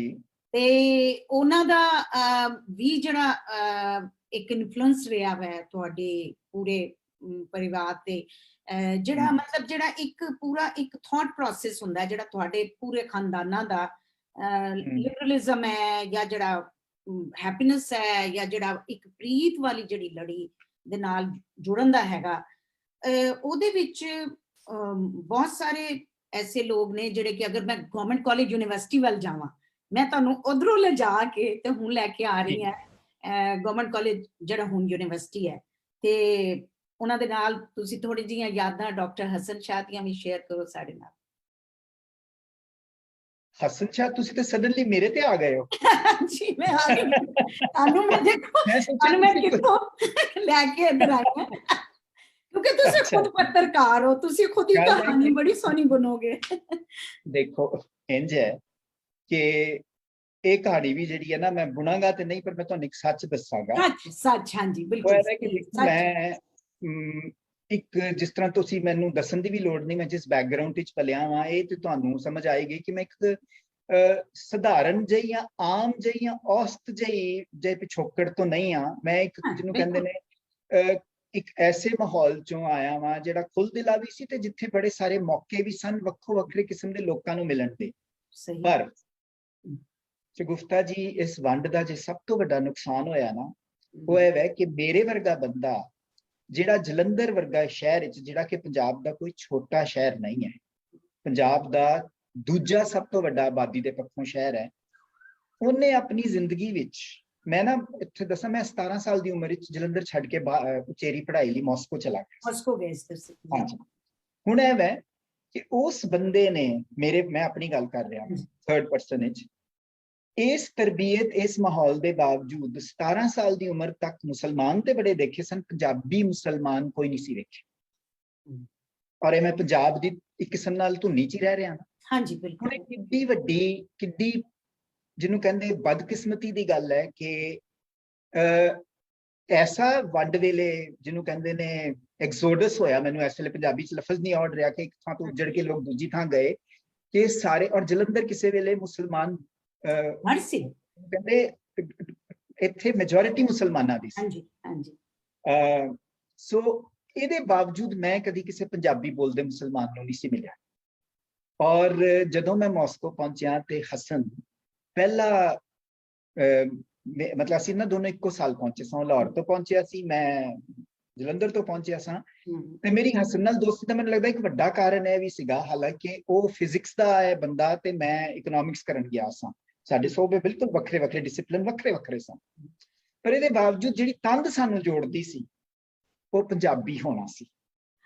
ਔਰ ਮੈਂ ਪਹਿਲੀ ਵਾਰੀ, ਮੈਂ ਬੜੀਆਂ ਥਾਵਾਂ ਤੇ ਇਸ ਗੱਲ ਦਾ ਜ਼ਿਕਰ ਕੀਤਾ ਕਿ ਮੈਂ ਪਹਿਲੀ ਵਾਰੀ ਵੇਖਿਆ ਕਿ ਪੰਜਾਬੀ ਬੋਲਣ ਵਾਲਾ ਮੁਸਲਮਾਨ, ਇਹ ਬੜੀ ਵੱਡੀ ਗੱਲ ਸੀ ਮੇਰੇ ਲਈ। ਮੈਨੂੰ ਪਤਾ ਸੀਗਾ ਕਿ ਪੰਜਾਬੀ ਬੋਲਣ ਵਾਲੇ ਮੁਸਲਮਾਨ ਉੱਧਰ ਵਸਦੇ ਨੇ, ਪਰ ਮੈਨੂੰ ਮਿਲਿਆ ਕਦੀ ਕੋਈ ਨਹੀਂ ਸੀ। ਮੈਂ ਯੂਪੀ ਦੇ ਮੁਸਲਮਾਨਾਂ ਨੂੰ ਮਿਲਿਆ ਸੀ, ਮੇਰੇ ਕਸ਼ਮੀਰੀ ਮੁਸਲਮਾਨ ਦੋਸਤ ਸਨ, ਪਰ ਪੰਜਾਬੀ ਮੁਸਲਮਾਨ ਮੈਂ ਪਹਿਲੀ ਵਾਰੀ ਪਾਕਿਸਤਾਨੀ। ਉਹ ਮੇਰੀ ਹਸਨ ਨਾਲ ਦੋਸਤੀ ਦੀ ਸ਼ੁਰੂਆਤ ਹੈ। ਹੁਣ ਬਾਕੀ ਇਹ ਹੈ ਕਿ ਦੋ ਲੋਕਾਂ ਦੇ ਵਿੱਚ ਕੀ ਰਲਦਾ ਹੈ, ਮੈਨੂੰ ਲੱਗਦਾ ਹੈ ਕਿ ਸਿਰਫ ਪੰਜਾਬੀਅਤ ਹੀ ਨਹੀਂ ਹੈ, ਕਈ ਕੁਝ ਹੋਰ ਹੈ ਜਿਹੜਾ ਮੇਰੇ ਤੇ ਹਸਨ ਚ ਰਲਦਾ ਹੈ। ਉਹ ਇਹ ਹੈ ਕਿ ਮੈਨੂੰ ਲੱਗਦਾ ਹੈ ਸਾਡੀ ਦੋਵਾਂ ਦੇ ਇੱਕ, ਜਿਹਨੂੰ ਕਹਿੰਦੇ ਇੱਕ ਖੁੱਲ ਖਿਆਲੀ, ਇੱਕ ਖਾਸ ਤਰੀਕੇ ਨਾਲ ਆਪਣੇ ਮਜ਼ਹਬ ਤੋਂ, ਆਪਣੇ ਪਿਛੋਕੜ ਤੋਂ, ਆਪਣੇ ਸ਼ਹਿਰ ਤੋਂ, ਆਪਣੇ ਸੂਬੇ ਤੋਂ, ਆਪਣੇ ਮੁਲਕ ਤੋਂ ਵੀ ਉੱਠ ਕੇ ਦੇਖਣ ਦੀ ਜਿਹੜੀ ਹੁੰਦੀ ਹੈ ਨਾ ਇੱਕ ਯੂਨੀਵਰਸਲ ਪਹੁੰਚ ਜਾਂ ਸੋਚ, ਉਹ ਮੈਨੂੰ ਜਾਪਦਾ ਹੈ ਕਿ ਮੇਰੇ ਤੇ ਹਸਨ ਚ ਸਾਂਝੀ ਹੈ। ਤੇ ਬਾਕੀ ਇਹ ਹੈ ਕਿ ਹਸਨ ਦਾ ਮੈਂ ਇਸ ਗੱਲੋਂ ਬੜਾ ਸ਼ੁਕਰਗੁਜ਼ਾਰ ਹਾਂ ਕਿ ਉਹਦੇ ਕਰਕੇ ਮੈਂ ਕਈ ਵਾਰੀ ਪਾਕਿਸਤਾਨ ਹੋਇਆ। ਇੱਕ ਵਾਰੀ ਉਹਦੀ ਬੇਟੀ ਦਾ ਨਿਕਾਹ ਸੀ, ਉਹਦੇ ਤੇ ਮਿਲ ਗਿਆ ਵੀਜ਼ਾ। ਤੁਹਾਨੂੰ ਪਤਾ ਹੈ ਗੱਲ ਅਸਲ ਚ ਇਹ ਹੈ ਕਿ ਸਾਡੇ ਮੁਲਕਾਂ ਦੀ ਬੜੀ ਵੱਡੀ ਬਦਕਿਸਮਤੀ ਹੈ। ਉਹ ਇਹ ਹੈ ਕਿ ਸਿਫਾਰਸ਼ਾਂ ਨਾਲ ਕੰਮ ਹੁੰਦੇ ਨੇ। ਜੇ ਕਿਧਰੇ ਕੋਈ ਚੱਲ ਜਾਏ ਤੀਰ ਤੁੱਕਾ ਤੇ ਵੀਜ਼ਾ ਲੱਗ ਵੀ ਜਾਂਦਾ ਹੈ, ਵਰਨਾ ਨਾ ਮਤਲਬ ਦੋਵਾਂ ਪਾਸਿਆਂ ਦੀ ਬਿਊਰੋਕ੍ਰੇਸੀ ਨੇ ਐਸੇ ਜਿਹਨੂੰ ਕਹਿੰਦੇ ਨੇ ਮਰਹਲੇ ਖੜੇ ਕੀਤੇ ਹੋਏ ਨੇ, ਐਸੀਆਂ ਰੋਕਾਂ ਲਾਈਆਂ ਹੋਈਆਂ ਨੇ ਕਿ ਆਮ ਬੰਦੇ ਲਈ ਇੱਕ ਪਾਸਿਓਂ ਦੂਜੇ ਪਾਸੇ ਜਾਣਾ ਔਖਾ ਹੀ ਬੜਾ ਹੈ। ਔਰ ਉਹਦਾ ਨੁਕਸਾਨ ਬੜਾ ਹੁੰਦਾ ਹੈ। ਉਹਦਾ ਨੁਕਸਾਨ ਇਹ ਹੁੰਦਾ ਹੈ ਕਿ ਜਦੋਂ ਤੁਸੀਂ ਇੱਕ ਦੂਜੇ ਨੂੰ ਮਿਲਦੇ ਨਹੀਂ ਹੋ ਨਾ ਸ਼ਗੁਫਤਾ ਜੀ, ਤੁਹਾਡੇ ਨਾਲ ਬਖਾਮਖਾ ਦੇ ਤਾਸੁਬ, ਪ੍ਰੈਜੁਡਿਸਿਸ ਬਣਦੇ ਨੇ। ਤੁਹਾਨੂੰ ਲੱਗਣ ਲੱਗ ਪੈਂਦਾ ਕਿ ਉਹ ਪਤਾ ਨਹੀਂ ਕੋਈ ਹੋਰ ਹੀ ਜਿਨਸ ਨੇ, ਕੋਈ ਹੋਰ ਹੀ ਕਿਸਮ ਦੇ ਬੰਦੇ ਨੇ। ਤੇ ਦੂਜੀ ਗੱਲ ਇਹ ਹੈ ਕਿ ਇੱਕ ਪਾਸਾ ਇਹ ਹੁੰਦਾ ਕਿ ਆਪਸ ਜਦੋਂ ਮਿਲੋ ਨਾ ਤੇ ਤਾਸੁਬ ਵੱਧਦੇ ਨੇ, ਦੂਜਾ ਪਾਸਾ ਹੁੰਦਾ ਕਿ ਦੋਵਾਂ ਪਾਸਿਆਂ ਤੇ ਇਹੋ ਜਿਹੇ ਲੋਕ ਵੀ ਬੈਠੇ ਨੇ ਜਿਹੜੇ ਕਿ ਤਾਸੁਬ ਵਧਾਉਣ ਵਾਲੇ ਪਾਸੇ ਹੀ ਹਰ ਵਕਤ ਸਰਗਰਮ ਰਹਿੰਦੇ ਨੇ। ਤੇ ਹੁਣ ਇਹ ਹੈ ਕਿ ਉਹਦੇ ਚ ਸਮਝਦਾ ਵਾਂ ਕਿ ਮੈਂ ਅੱਜ ਇਸ ਤੁਹਾਡੇ ਪ੍ਰੋਗਰਾਮ ਰਾਹੀਂ, ਬਲਕਿ ਜਿਹੜੇ ਵੀ ਦੇਖ ਰਹੇ ਨੇ ਤੇ ਮੇਰੇ ਨਾਲ ਮੇਰੀ ਸੋਚ ਨਾਲ ਮੁਤਫਿਕ ਨੇ, ਉਹਨਾਂ ਸਾਰਿਆਂ ਨੂੰ ਕਹਾਂਗਾ ਕਿ ਦੇਖੋ, ਜਿਨ੍ਹਾਂ ਲੋਕਾਂ ਨੇ ਸਾਡੇ ਵਿਚਕਾਰ ਪਾੜਾ ਪਾਉਣ ਦਾ ਕੰਮ ਕਰਨਾ, ਉਹਨਾਂ ਨੇ ਕਰੀ ਜਾਣਾ। ਮੈਂ ਨਹੀਂ ਕਹਿੰਦਾ ਕਿ ਅਸੀਂ ਤਲਵਾਰਾਂ ਕੱਢ ਕੇ ਉਹਨਾਂ ਨਾਲ ਲੜਨਾ ਸ਼ੁਰੂ ਕਰ ਦਈਏ, ਪਰ ਅਸੀਂ ਇਹ ਤੇ ਕੋਸ਼ਿਸ਼ ਕਰ ਸਕਦੇ ਹਾਂ ਨਾ ਕਿ ਆਪਣੇ ਘੇਰੇ ਵਿੱਚ ਜਦੋਂ ਅਸੀਂ ਬੈਠੇ ਹੋਈਏ, ਜਦੋਂ ਕੋਈ ਇੱਕ ਦੂਸਰੇ ਵਾਲੇ ਪਾਸੇ ਬਾਰੇ ਗਲਤ ਗੱਲ ਕਰੇ ਤੇ ਅਸੀਂ ਘੱਟੋ ਘੱਟ ਉਹਦੇ ਨਾਲ ਆਪਣੇ ਦੋਸਤ, ਕਦੇ ਹੁੰਦਾ ਸਾਡੇ ਦੋਸਤਾਂ ਦੇ ਘੇਰੇ 'ਚ ਹੀ ਲੋਕਾਂ ਦੇ ਮਨ 'ਚ ਤਾਸੁਬ ਹੁੰਦੇ ਨੇ। ਮੈਨੂੰ ਇਸ ਗੱਲ ਨਾਲ ਸਿੱਝਣਾ ਪੈਂਦਾ ਬੜੀ ਵਾਰੀ ਕਿ ਅਸੀਂ ਘੱਟੋ ਘੱਟ ਇਹ ਤੇ ਕਰ ਸਕਦੇ ਹਾਂ ਨਾ ਕਿ ਅਸੀਂ ਕਹੀ ਕਿ ਨਹੀਂ ਯਾਰ, ਜਾਂ ਨਹੀਂ ਮੇਰੀ ਦੋਸਤ, ਤੂੰ ਜੋ ਗੱਲ ਕਹਿ ਰਹੀ ਹੈ ਜਾਂ ਕਹਿ ਰਿਹਾ ਮੈਂ, ਉਹ ਕਿਸੇ ਤਾਸੁਬ 'ਚ ਉਪਜੀ ਹੋਈ ਗੱਲ ਹੈ, ਕਿਸੇ ਪ੍ਰੈਜੁਡਿਸ 'ਚ ਉਪਜੀ ਹੋਈ ਗੱਲ ਹੈ। ਲੋਕ ਭੈੜੇ ਜਾਂ ਚੰਗੇ ਇੱਕ ਟੱਬਰ 'ਚ ਵੀ ਹੁੰਦੇ ਨੇ, ਇੱਕ ਸ਼ਹਿਰ 'ਚ ਵੀ ਹੁੰਦੇ ਨੇ, ਇੱਕ ਮੁਲਕ 'ਚ ਵੀ ਹੁੰਦੇ ਨੇ। ਇਹ ਨਹੀਂ ਕਿ ਹਰ ਥਾਂ ਇੱਕੋ ਜਿਹੇ ਹੁੰਦੇ ਨੇ।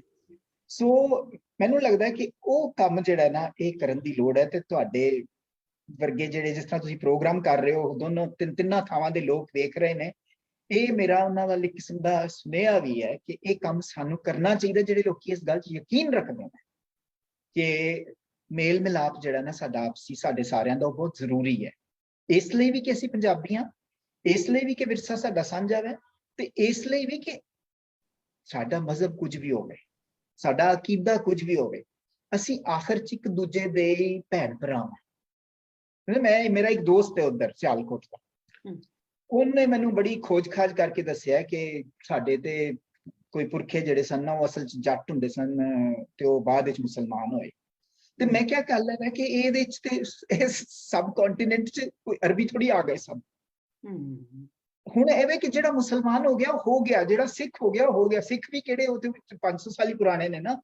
ਹੁਣ ਗੱਲ ਹੈ ਕਿ ਇਹ ਜਿਹੜਾ ਵਿਚਕਾਰ ਇੱਕ ਫਰਕ ਪੈਦਾ ਕਰਨ ਦੀ ਕੋਸ਼ਿਸ਼ ਕੀਤੀ ਜਾਂਦੀ ਹੈ ਨਾ, ਜਿਹਦਾ ਜੋ ਮਜ਼ਹਬ ਉਹਨੂੰ ਰੱਖੇ, ਇਹਦੇ 'ਚ ਕੋਈ ਮਸਲਾ ਨਹੀਂ ਹੈ। ਜਾਂ ਮੇਰੇ ਵਰਗੇ ਉਹ ਲੋਕ ਵੀ ਨੇ ਜਿਹੜੇ ਕਿ ਆਪਣੇ ਆਪ ਨੂੰ ਸਮਝਦੇ ਨੇ ਕਿ ਉਹ ਕਿਸੇ ਮਜ਼ਹਬ ਦੇ ਹੈ ਹੀ ਨਹੀਂ ਹੈ। ਸੱਚੀ ਜਿਹੜੀ ਗੱਲ ਹੈ, ਮੈਨੂੰ ਤੇ ਲੱਗਦਾ ਕਿ ਮੈਂ ਪੂਰੇ ਯੂਨੀਵਰਸ ਨੂੰ ਹੀ ਬਿਲੋਂਗ ਕਰਦਾ ਹੈ। ਮੇਰਾ ਸੱਚਮੁੱਚ ਅਕੀਦਾ ਹੈ ਕਿ ਮੈਂ ਕਦੀ ਵੇਖ ਕੇ ਵੰਡ ਕੇ ਨਹੀਂ ਵੇਖਿਆ, ਪਰ ਜੇ ਕੋਈ ਵੇਖ ਕੇ ਜਾਂ ਵੰਡ ਕੇ ਕਰਨਾ ਵੀ ਚਾਹਵੇ, ਉਹ ਘੱਟੋ ਘੱਟ ਇਹ ਜ਼ਰੂਰ ਕੋਸ਼ਿਸ਼ ਕਰੇ ਕਿ ਹਾਂ ਇਹ ਮੇਰਾ ਮਜ਼ਹਬ ਹੈ, ਪਰ ਜਿਹੜਾ ਦੂਜਾ ਮਜ਼ਹਬ ਵਾਲਾ ਵੈ ਉਹ ਵੀ ਮੇਰੇ ਵਰਗਾ ਹੀ ਇਨਸਾਨ ਹੈ।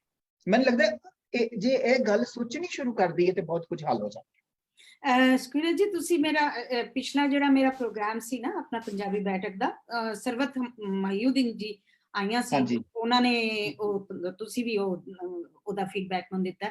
ਉਹਨਾਂ ਦੀ ਵੀ ਇਹੀ ਗੱਲ ਸੀ ਇਨਸਾਨੀਅਤ ਦੀ, ਔਰ ਇਹਦੀ ਅੱਜ ਦੇ ਦੌਰ 'ਚ ਜ਼ਿਆਦਾ ਜ਼ਰੂਰਤ ਹੈ।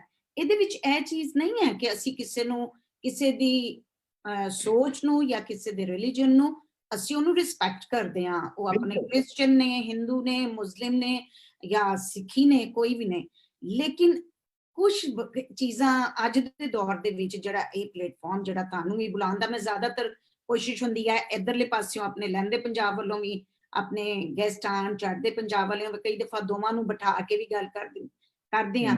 ਮਕਸਦ ਜਿਹੜਾ ਉਹੀ ਹੈ ਜਿਹੜਾ ਤੁਸੀਂ ਪੈਗਾਮ ਦਿੱਤਾ, ਜਾਂ ਉਸ ਤੋਂ ਪਹਿਲੇ ਬੀਨਾ ਜਵਾਦ ਜੀ ਆਈਆਂ, ਉਹਨਾਂ ਦਾ ਵੀ ਇਹੀ ਪੈਗਾਮ ਸੀ। ਉਹਦੇ ਬਾਅਦ ਸਰਵਤ ਆਈਆਂ, ਮੋਸਟਲੀ ਸਾਡੇ ਜਿਹੜੇ ਗੈਸਟ ਨੇ।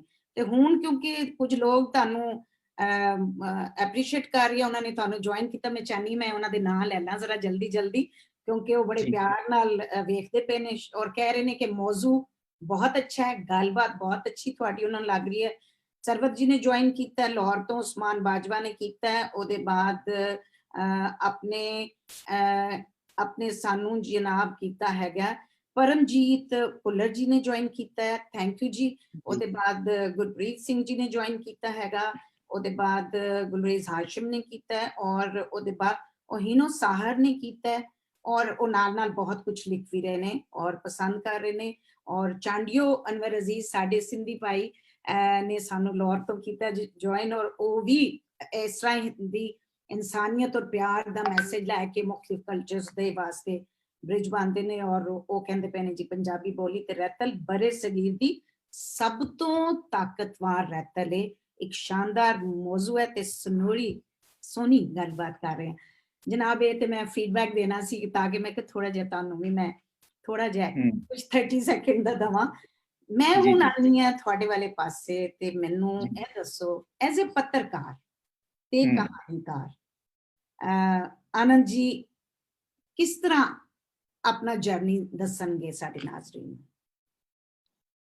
ਜਾਂ ਕਿਹੜੇ ਮੌਜੂ ਕਿਹੜੀ ਚੀਜ਼ ਤੁਹਾਨੂੰ ਉਹ ਕਰਦੀ ਹੈ, ਮਤਲਬ ਮੇਰਾ ਮਕਸਦ ਉਹ ਹੈ ਸਾਰਾ। ਮੈਂ ਤੁਹਾਨੂੰ ਗੱਲ ਦੱਸਣਾ ਵਾ ਇੱਥੇ, ਮੈਂ ਇੱਕ ਹੋਰ ਥੋੜੀ ਜਿਹੀ ਜਿਹਨੂੰ ਕਹਿੰਦੇ ਸਫਾਈ ਜੀ ਜਾਂ ਕਲੈਰੀਫਿਕੇਸ਼ਨ ਦੇਣੀ ਹੈ ਕਿ ਜਰਨਲਿਸਟ ਵੀ ਹੋ ਤੁਸੀਂ ਬੜਾ ਕਹਿ ਕੇ ਕੋਈ ਨਹੀਂ ਜੇ ਬੁਲਾਉਂਦਾ। ਮੈਂ ਤੇ ਆਪਣੇ ਨਾਮ ਨਾਲ ਵੀ ਨਹੀਂ ਆਨੰਦ ਲਾਂਦਾ, ਮੈਨੂੰ ਸਾਰੇ ਸੁਕੀਰਤ ਜਾਂ ਸੁਕੀਰਤ ਜੀ ਕਹਿੰਦੇ ਨੇ, ਕਿਉਂਕਿ ਆਨੰਦ ਜੀ ਮੇਰੇ ਜਿਹੜੇ ਵਾਲਿਦ ਸਨ ਉਹਨਾਂ ਲਈ ਜਿਹਨੂੰ ਕਹਿੰਦੇ ਨੇ ਰਾਖਵਾਂ ਹੈ ਨਾ। ਜਦੋਂ ਕੋਈ ਆਨੰਦ ਸਾਹਿਬ ਜਾਂ ਆਨੰਦ ਜੀ ਕਹਿੰਦਾ ਉਹ ਜਗਜੀਤ ਸਿੰਘ ਆਨੰਦ ਦੀ ਗੱਲ ਹੋ ਰਹੀ ਹੈ, ਮੈਂ ਤੇ ਸੁਕੀਰਤ ਹੀ ਹਾਂ। ਤੁਸੀਂ ਸੁਕੀਰਤ ਲੋ ਜੀ, ਫਿਰ ਠੀਕ ਹੈ, ਸੌਰੀ ਪੱਕਾ ਹੋ ਗਿਆ, ਸੌਰੀ ਮੈਂ ਦੱਸ ਰਿਹਾ। ਨਹੀਂ ਮੈਂ ਪਿਆਰ ਨਾਲ ਕਹਿ ਰਹੀ ਹਾਂ। ਇੱਧਰਲੇ ਸਾਡੇ ਵਾਲੇ ਪੰਜਾਬ ਵਿੱਚ ਜਦੋਂ ਕੋਈ ਆਨੰਦ ਜੀ ਕਹੇਗਾ ਤੇ ਉਹ ਕੋਈ ਮੇਰੇ ਬਾਰੇ ਸੋਚੇਗਾ ਵੀ ਨਹੀਂ, ਸੋ ਮੈਂ ਕਿਹਾ ਵੀ ਤੁਸੀਂ ਮੇਰਾ ਨਾਮ ਲਾਓ ਤਾਂ ਕਿ ਪਤਾ ਲੱਗ ਜਾਏ ਮੇਰੇ ਬਾਰੇ ਗੱਲ ਹੋਣੀ ਹੈ। ਨਹੀਂ ਜੀ ਸੁਕੀਰਤ ਜੀ, ਠੀਕ ਹੈ ਜੀ। ਜਿਵੇਂ ਕਿ ਮੈਂ ਤੁਹਾਨੂੰ ਦੱਸਿਆ ਵੈ, ਮੈਂ 17 ਸਾਲ ਦੀ ਉਮਰ ਚਲਾ ਗਿਆ ਸਾਂ ਬਾਹਰ। 17 ਤੋਂ 24 ਸਾਲ ਦੀ ਉਮਰ ਤੱਕ ਮੈਂ ਰੂਸ ਵਿੱਚ ਆਪਣੀ ਜਿਹੜੀ ਹਾਇਰ ਪੜ੍ਹਾਈ ਹੈ ਉਹਦੇ ਲਈ ਉਚੇਰੀ ਪੜ੍ਹਾਈ ਲਈ ਗਿਆ ਹੋਇਆ ਸਾਂ, ਉੱਥੇ ਹੀ ਮੈਂ ਰਿਹਾ। ਤੇ ਇੰਝ ਹੈ ਕਿ ਇੱਕ ਮੇਰੀ ਜਿਹੜੀ ਪਹਿਲੀ ਕਹਾਣੀ ਸੀ ਉਹ ਇੱਕ ਜਿਹਨੂੰ ਕਹਿੰਦੇ ਨੇ ਨੋਸਟੈਲਜੀਆ ਜਾਂ ਹੇਰਵੇ ਚ ਉਪਜੀ ਹੋਈ ਸੀ, ਕਿਉਂਕਿ ਉਹ ਕਹਾਣੀ ਜਿਹੜੀ ਹੈ ਉਹ ਮੈਂ ਉਦੋਂ ਐਕਚੁਅਲੀ ਜਦੋਂ ਮੈਂ ਕਹਾਣੀ ਲਿਖੀ ਸੀ ਮੈਂ ਹਾਲੇ 18 ਸਾਲ ਦਾ ਨਹੀਂ ਸਾਂ ਹੋਇਆ। ਮੈਂ 17 ਦੀ ਉਮਰ ਚ ਮਾਸਕੋ ਗਿਆ ਵਾਂ ਤੇ ਉਹ ਕਹਾਣੀ ਜਿਹੜੀ ਹੈ ਮੈਂ ਕੋਈ ਪੌਣੇ 18 ਸਾਲ ਦਾ ਸਾਂ ਜਦੋਂ ਮੈਂ ਲਿਖੀ। ਔਰ ਉਹਦਾ ਕਹਾਣੀ ਮੈਂ ਥੋੜੀ ਜਿਹੀ ਸੁਣਾ ਵੀ ਦਿੰਦਾ। ਗੱਲ ਹੈ ਵੈ ਕਿ ਮੈਂ ਇੱਕ ਰਾਤ ਆਪਣੇ ਹੌਸਟਲ ਵਾਪਸ ਆਇਆ। ਉੱਥੇ ਹੌਸਟਲ ਦੇ ਵਿੱਚ ਹੁੰਦਾ ਹੈ ਇੰਝ ਸੀਗਾ ਕਿ ਅਸੀਂ ਕਮਰਾ ਸਾਡਾ ਸਾਂਝਾ ਹੁੰਦਾ ਸੀ ਤੇ ਮੇਰਾ ਰੂਮਮੇਟ ਕੋਈ ਹੁੰਦਾ ਸੀ। ਉਹ ਬਾਈ ਚਾਂਸ ਜਦੋਂ ਮੈਂ ਗਿਆ, ਮੈਂ ਬੜਾ ਰਾਤੀ ਚਿਰਾਕਾ ਮੁੜਿਆ ਤੇ ਠੰਡ ਵੀ ਬੜੀ ਸੀ ਤੇ ਮੇਰਾ ਰੂਮਮੇਟ ਜਿਹੜਾ ਹੈ ਉਹ ਹੈ ਨਹੀਂ ਸੀ ਕਮਰੇ 'ਚ, ਤੇ ਮੈਂ ਚਾਬੀ ਲੈ ਕੇ ਨਹੀਂ ਸਾਂ ਗਿਆ ਨਾਲ। ਤੇ ਮੈਂ ਬੂਹਾ ਖੜਕਾਉਂਦਾ ਰਿਹਾ ਤੇ ਬੂਹਾ ਕੋਈ ਖੋਲੇ ਨਾ, ਤੇ ਮੈਂ ਕੋਰੀਡੋਰ 'ਚ ਖੜਾ ਵਾਂ ਤੇ ਮੈਨੂੰ ਸਮਝ ਨਹੀਂ ਆ ਰਹੀ, ਮੇਰਾ ਰੋਣ ਨਿਕਲ ਗਿਆ। ਹਾਂ ਉਹਦੇ ਤੋਂ ਇੱਕ ਕਹਾਣੀ ਬਣੀ ਜਿਹੜੀ ਕਿ ਅਸਲ ਵਿੱਚ ਕਿ ਮੈਨੂੰ ਲੱਗਦਾ ਕਿ ਮੈਨੂੰ ਨਾ ਉਸ ਵੇਲੇ ਆਪਣੀ ਮਾਂ ਯਾਦ ਆ ਰਹੀ ਸੀ ਵੀ ਕਦੀ ਇਹ ਹੋ ਸਕਦਾ ਕਿ ਮੈਂ ਘਰ ਲੇਟ ਆਵਾਂ ਤੇ ਮੇਰੀ ਮਾਂ ਸੌ ਜਾਵੇ। ਮੈਨੂੰ ਹਾਂ ਨਹੀਂ ਮਤਲਬ ਮੈਂ ਆਪਣੇ ਘਰ 'ਚ ਕਦੀ ਨਹੀਂ ਸੀ ਦੇਖਿਆ ਕਿ ਘਰ ਦਾ ਬੂਹਾ ਹਮੇਸ਼ਾ ਮੇਰੇ ਆਉਣ ਲਈ ਖੁੱਲਾ ਹੁੰਦਾ ਸੀਗਾ। ਹਾਲਾਂਕਿ ਤੁਹਾਨੂੰ ਪਤਾ 18 ਸਾਲ ਦੇ ਮੁੰਡੇ ਕੀ ਖੁਰਾਫਾਤੀ ਕਿਹੋ ਜਿਹੀ ਖੁਰਾਫਾਤਾਂ ਕਰਦੇ ਨੇ, ਪਰ ਮੇਰੀ ਮਾਂ ਭਾਵੇਂ ਨਾ ਉਹਨੇ ਬਿੜਕ ਜੀ ਲੈਣੀ, ਉਹਨੇ ਸੌਂ ਵੀ ਜਾਣਾ, ਉਹਨੇ ਬੂਹਾ ਖੁੱਲਾ ਰੱਖਣਾ, ਉਹਨੇ ਕਹਿਣਾ ਕਾਕਾ ਆ ਗਿਆ ਮੈਂ। ਉਹ ਮੈਨੂੰ ਗੱਲ ਚੇਤੇ ਆਈ, ਉਹ 'ਚ ਕਹਾਣੀ ਬਣੀ। ਮਤਲਬ ਇਨਸੀਡੈਂਟ ਤੇ ਇੰਨਾ ਕੀ ਸੀ, ਉਹ ਕਹਾਣੀ ਫਿਰ ਜਿਹੜੀ ਹੈ ਨਾ ਉਹ ਮੇਰੀ ਪਹਿਲੀ ਕਹਾਣੀ ਦੇ ਵਜੋਂ ਮੈਂ ਉਹਨੂੰ ਦੇਖੋ ਜਿਹਨੂੰ ਕਹਿੰਦੇ ਨੇ ਨਾ ਕਸੀਦਾਕਾਰੀ ਕਰਕੇ ਉਹਨੂੰ ਕਹਾਣੀ ਦਾ ਸ਼ੇਪ ਦਿੱਤਾ, ਤੇ ਉਹ ਮੇਰੀ ਪਹਿਲੀ ਕਹਾਣੀ ਸੀ ਜਿਹੜੀ ਕਿ ਫਿਰ ਮੈਂ ਡਰਦੇ ਡਰਦੇ ਆਪਣੇ ਪ੍ਰੀਤ ਲੜੀ ਮੇਰੇ ਨਾਨਾ ਜੀ ਵੀ ਐਡਿਟ ਕਰਦੇ ਸਨ ਤੇ ਮੇਰੇ ਮਾਮੂ ਵੀ ਕਰਦੇ ਸਨ, ਵੱਡੇ ਨਵਤੇਜ ਸਿੰਘ, ਉਹ ਆਪ ਬੜੇ ਵੱਡੇ ਕਹਾਣੀਕਾਰ ਸਨ ਪੰਜਾਬੀ ਦੇ। ਉਹਨਾਂ ਨੂੰ ਭੇਜੀ ਤੇ ਉਹਨਾਂ ਨੇ ਮੈਨੂੰ ਜਵਾਬ ਦਿੱਤਾ ਕਿ ਮੈਂ ਇਹ ਤੇਰੀ ਬੜੀ ਮੈਚਿਓਰ ਕਹਾਣੀ ਹੈ, ਮੈਨੂੰ ਪ੍ਰੀਤ ਲੜੀ ਛਾਪ ਰਿਹਾ, ਪਰ ਤੈਨੂੰ ਇੱਕ ਸਲਾਹ ਦਿਆਂਗਾ ਕਿ ਤੂੰ ਜਦੋਂ ਪੰਜਾਬੀ 'ਚ ਲਿਖਦਾ ਹੁੰਦਾ ਨਾ ਤੇ ਤੂੰ ਲਫ਼ਜ਼ ਪੰਜਾਬੀ ਦਾ ਹੀ ਵਰਤਿਆ ਕਰ। ਤੇ ਮੈਨੂੰ ਅੱਜ ਤੱਕ ਯਾਦ ਹੈ ਕਿ ਉਹਨਾਂ ਨੇ ਮੇਰੇ ਦੋ ਲਫ਼ਜ਼, ਇੱਕ ਮੈਂ ਕੋਈ ਲਫ਼ਜ਼ ਵਰਤਿਆ ਸੀ ਮੋਨੋਪੋਲੀ ਤੇ ਦੂਜਾ ਸੀ ਐਕਸੈਪਸ਼ਨ, ਉਹਨਾਂ ਦੋਵਾਂ ਲਫ਼ਜ਼ਾਂ ਨੂੰ ਕਿਹਾ ਕਿ ਇਹਨਾਂ ਨੂੰ ਜੀ ਮੈਂ ਬਦਲ ਕੇ ਤੈਨੂੰ ਪੰਜਾਬੀ ਕਰ ਰਿਹਾ। ਔਰ ਉਹ ਮੈਨੂੰ ਸਬਕ ਜਿਹੜਾ ਨਾ ਸ਼ੁਗੁਫਤਾ ਜੀ ਐਸਾ ਮਿਲਿਆ ਕਿ ਦੇਖੋ ਗੱਲਬਾਤ ਕਰਦਿਆਂ ਤੇ ਮੇਰੇ ਮੂੰਹੋਂ ਅੰਗਰੇਜ਼ੀ ਕਿਰ ਜਾਂਦੀ। ਕਈ ਵਾਰੀ ਇਹੋ ਜਿਹੇ ਪ੍ਰੋਗਰਾਮਾਂ 'ਚ ਮੈਂ ਅੰਗਰੇਜ਼ੀ ਇਸ ਲਈ ਵੀ ਮੈਂ ਇੱਕ ਅੱਧਾ ਲਫ਼ਜ਼ ਵਰਤਦਾ, ਜਿਸ ਤਰ੍ਹਾਂ ਮੈਂ ਪ੍ਰੈਜੁਡਿਸ ਕਹਿ ਦਿੰਦਾ ਵਾਂ ਜਦੋਂ ਕਹਿ ਰਿਹਾ ਹੁੰਦਾ ਤੁਹਾਡੇ ਵਾਸਤੇ ਤਾਸੁਬ, ਕਿਉਂਕਿ ਇੱਧਰ ਵਾਲਿਆਂ ਨੂੰ ਤਾਸੁਬ ਲਫ਼ਜ਼ ਨਹੀਂ ਸਮਝ ਆਉਂਦਾ। ਮੈਨੂੰ ਕਈ ਵਾਰੀ ਇਹ ਥੋੜਾ ਜਿਹਾ ਪੈਂਤੜਾ ਅਪਣਾਉਣਾ ਪੈਂਦਾ। ਉਂਝ ਵੀ ਕਈ ਵਾਰੀ ਇਹ ਹੁੰਦਾ ਹੈ ਕਿ ਜਦੋਂ ਅਸੀਂ ਗੱਲਬਾਤ ਕਰਨੇ ਆ, ਸਾਡੀ ਕੁਝ ਆਦਤ ਜੀ ਹੋ ਗਈ, ਕਈ ਵਾਰੀ ਸੋਚਦੇ ਹਾਂ ਜਾਂ ਕਿ ਅੰਗਰੇਜ਼ੀ ਸੋਚ ਰਹੇ ਹੁੰਨਾ ਤੇ ਲਫ਼ਜ਼ ਜ਼ਰੂਰ ਕਿਰਦੇ ਨੇ, ਪਰ ਜਦੋਂ ਮੈਂ ਲਿਖਦਾ ਵਾਂ, ਔਰ ਮੈਨੂੰ ਇਸ ਗੱਲ ਦਾ ਮਾਣ ਹੈ ਕਿ ਮੈਂ ਜਦੋਂ ਲਿਖਦਾ ਵਾਂ ਮੈਂ ਪੰਜਾਬੀ ਦੇ ਲਫ਼ਜ਼ ਆਪਣੇ ਨਾਨੇ ਵਾਂਗੂ ਹੀ ਕੱਢਦਾ। ਮੈਂ ਮਤਲਬ ਬਿਲਕੁਲ ਪਸੰਦ ਨਹੀਂ ਕਰਦਾ ਕਿ ਦੇਖੋ ਕਿਸੇ ਕਿਰਦਾਰ ਦੇ ਮੂੰਹੋਂ, ਕਿਉਂਕਿ ਕਿਰਦਾਰ ਬੋਲਦੇ ਨੇ ਇੰਜ, ਅਸੀਂ ਅੱਜ ਕੱਲ ਜਿਹਨੂੰ ਕਹਿੰਦੇ ਨਾ ਰਲਵੀਂ ਮਿਲਵੀਂ ਜੀ ਜ਼ਬਾਨ ਬੋਲਣ ਲੱਗ ਪਏ ਹਾਂ। ਤੇ ਪਾਪਾ ਬੈਡਰੂਮ 'ਚ ਨੇ, ਮਾਮਾ ਡਾਈਨਿੰਗ ਟੇਬਲ ਤੇ ਨੇ, ਉਹ ਮੇਰਾ ਕਿਰਦਾਰ ਤੇ ਬੋਲ ਲਏਗਾ, ਪਰ ਜੇ ਮੈਂ ਡਿਸਕ੍ਰਿਪਸ਼ਨ ਦੇ ਰਿਹਾ ਨਾ ਐਜ਼ ਐਨ ਆਥਰ, ਮੈਂ ਕਦੀ ਅੰਗਰੇਜ਼ੀ ਦਾ ਲਫ਼ਜ਼ ਨਹੀਂ ਵਰਤਦਾ। ਬਹੁਤ ਅੱਛਾ। ਤੇ ਮੈਂ ਜਿਹਨੂੰ ਕਹਿੰਦੇ ਨੇ ਨਾ ਪਹਿਲੀ ਕਹਾਣੀ ਤੋਂ ਗੱਲ ਕਰਕੇ ਥੋੜੀ ਜਿਹੀ ਮੈਂ ਕਿਹਾ ਆਪਣੀ ਪਿੱਠ ਥਾਪੜ ਲਈਏ। ਤੁਸੀਂ ਕਮਾਲ ਕਰਦੇ ਹੋ। ਤੁਹਾਡੇ ਵਾਸਤੇ ਤੇ ਜਨਾਬ ਉਹ ਦੇਖੋ ਮੋਹਸਿਨ ਫਰੀਦੁਦੀਨ ਉਹ ਕਹਿੰਦੇ ਪਏ ਨੇ ਕਮਾਲ। ਉਹਦੇ ਬਾਅਦ ਸਾਨੂੰ ਸਾਡੇ ਬਹੁਤ ਅੱਛੇ ਪੰਜਾਬੀ ਦੇ ਮੁਸ਼ਤਾਕ ਅਹਿਮਦ ਸਾਹਿਬ ਸਵੀਡਨ ਤੋਂ ਨੇ, ਉਹ ਕਹਿ ਰਹੇ ਨੇ ਬਹੁਤ ਮਜ਼ਾ ਆ ਰਿਹਾ ਗੁਫ਼ਤਗੂ। ਉਹ ਹਾਲਾਂਕਿ ਬਲੈਸ ਹਿਮ ਖੁਦ ਵੀ ਉਹ ਮਤਲਬ ਸਾਰੇ ਅਦਬੀ ਲੋਕ ਤੁਹਾਡੇ ਨਾਲ ਜਨਾਬ ਤੁਹਾਨੂੰ ਥਾਪੀਆਂ ਦਿੰਦੇ ਪਏ ਨੇ। ਚਲੋ ਮੈਂ ਇਹ ਕਹਿ ਰਿਹਾ ਸੀ ਕਿ ਅਸਲ 'ਚ ਕਿਉਂਕਿ ਮੈਂ ਮਾਸਕੋ ਲੰਮਾ ਸਮਾਂ ਤਾਂ ਇਸ ਤੋਂ ਬਾਅਦ ਮੈਂ ਬੜਾ ਚਿਰ ਕੋਈ ਕਹਾਣੀ ਨਹੀਂ ਲਿਖੀ। ਤੁਸੀਂ ਕਿਉਂਕਿ ਅਸਲ 'ਚ ਮੇਰੇ ਅਦਬੀ ਸਫ਼ਰ ਦੀ ਗੱਲ ਕੀਤੀ ਸੀ ਤੇ ਮੈਂ ਇਸ ਲਈ ਤੁਹਾਨੂੰ ਵਿਚਕਾਰ ਵਿੱਚ ਕਰਦਾ ਮੇਰੀ ਸਟਰੀਮਸ ਆਫ ਕੌਨਸ਼ੀਅਸਨੈਸ ਕਦੀ ਇੱਧਰ ਤੁਰ ਪੈਣਾ ਕਦੀ ਉੱਧਰ ਤੁਰ ਪੈਣਾ, ਪਰ ਮੈਨੂੰ ਚੇਤੇ ਤੁਸੀਂ ਪੁੱਛਿਆ ਕੀ ਸੀ। ਇਹੀ ਮਜ਼ਾ ਤੋ ਇੰਜ ਹੈ ਕਿ ਮੈਂ ਫਿਰ ਬਹੁਤ ਪਛੜ ਕੇ ਬਾਅਦ ਦੂਜੀ ਫਿਰ ਇਹ ਕਿ ਮੈਂ ਜਦੋਂ ਆ ਗਿਆ ਨਾ ਮਾਸਕੋ ਤੋਂ ਵਾਪਸ 3-4 ਸਾਲ ਬਾਅਦ ਹੀ ਮੈਨੂੰ ਇੱਕ ਨੌਕਰੀ ਮਿਲ ਗਈ ਹੈ ਤੇ ਹਿੰਦੁਸਤਾਨੀ ਕੰਪਨੀ ਦੀ ਸੀ, ਪਰ ਉਹ ਐਕਸਪੋਰਟ ਹਾਊਸ ਸੀ ਤੇ ਉਹਨਾਂ ਨੇ ਮਾਸਕੋ 'ਚ ਦਫ਼ਤਰ ਖੋਲਣਾ ਸੀ। ਸੋ ਉਹਨਾਂ ਨੂੰ ਚਾਹੀਦਾ ਸੀ ਬੰਦਾ ਜਿਹੜਾ ਚੰਗੀ ਰੂਸੀ ਜ਼ਬਾਨ ਜਾਣਦਾ ਹੋਏ ਤੇ ਜਿਹਨੂੰ ਰਹਿਤਲ ਦਾ ਵੀ ਸਮਝ ਹੋਵੇ, ਮੁਲਕ ਦੀ ਵੀ ਸਮਝ ਹੋਵੇ। ਉਹਨਾਂ ਮੈਨੂੰ ਵਾਪਸ ਮਾਸਕੋ ਘੱਲ ਦਿੱਤਾ। ਸੋ ਇੱਕ ਕਿਸਮ ਨਾਲ ਜਿਹੜੇ 70s ਸਨ, 70ਵਿਆਂ ਦਾ ਦੌਰ ਸੀ ਤੇ 80ਵਿਆਂ ਦਾ ਦੌਰ ਸੀ, ਜਿਹਨੂੰ ਕਿ ਸੋਵੀਅਤ ਦੌਰ ਦੇ ਵਿੱਚ ਬ੍ਰੈਜ਼ਨੇਵ ਦਾ ਦੌਰ ਤੇ ਗਰਬਾਚੌਵ ਦਾ ਦੌਰ ਮੰਨਿਆ ਜਾਂਦਾ ਹੈ। ਮੈਂ ਉਹ ਤਕਰੀਬਨ ਸਾਰੇ ਸਾਲ ਰੂਸ 'ਚ ਕੱਟੇ ਔਰ ਕੰਮ ਵੀ ਇੰਜ ਦਾ ਸੀ। ਦੇਖੋ ਐਕਸਪੋਰਟ ਦਾ ਬਿਜ਼ਨਸ ਦੇ ਵਿੱਚ ਤੁਸੀਂ ਕਦੀ ਇੱਥੇ ਹੋ ਕਦੀ ਉੱਥੇ ਹੋ ਐਂਡ ਆਲ ਦੈਟ, ਕੋਈ ਵਕਤ ਵੇਲ ਨਹੀਂ ਸੀ ਮਿਲਦੀ। ਸੋ ਮੇਰਾ ਜਿਹੜਾ ਨਾ ਲਿਖਣਾ ਉਹ ਇੱਕ ਕਿਸਮ ਨਾਲ ਕਹਾਣੀਆਂ ਮੈਂ 2-3 ਹੋਰ ਵੀ ਲਿਖੀਆਂ, ਪਰ ਬੜੀਆਂ ਜਿਹਨੂੰ ਕਹਿੰਦੇ ਨੇ 10 ਸਾਲ ਦੇ ਵਕਫੇ ਬਾਅਦ।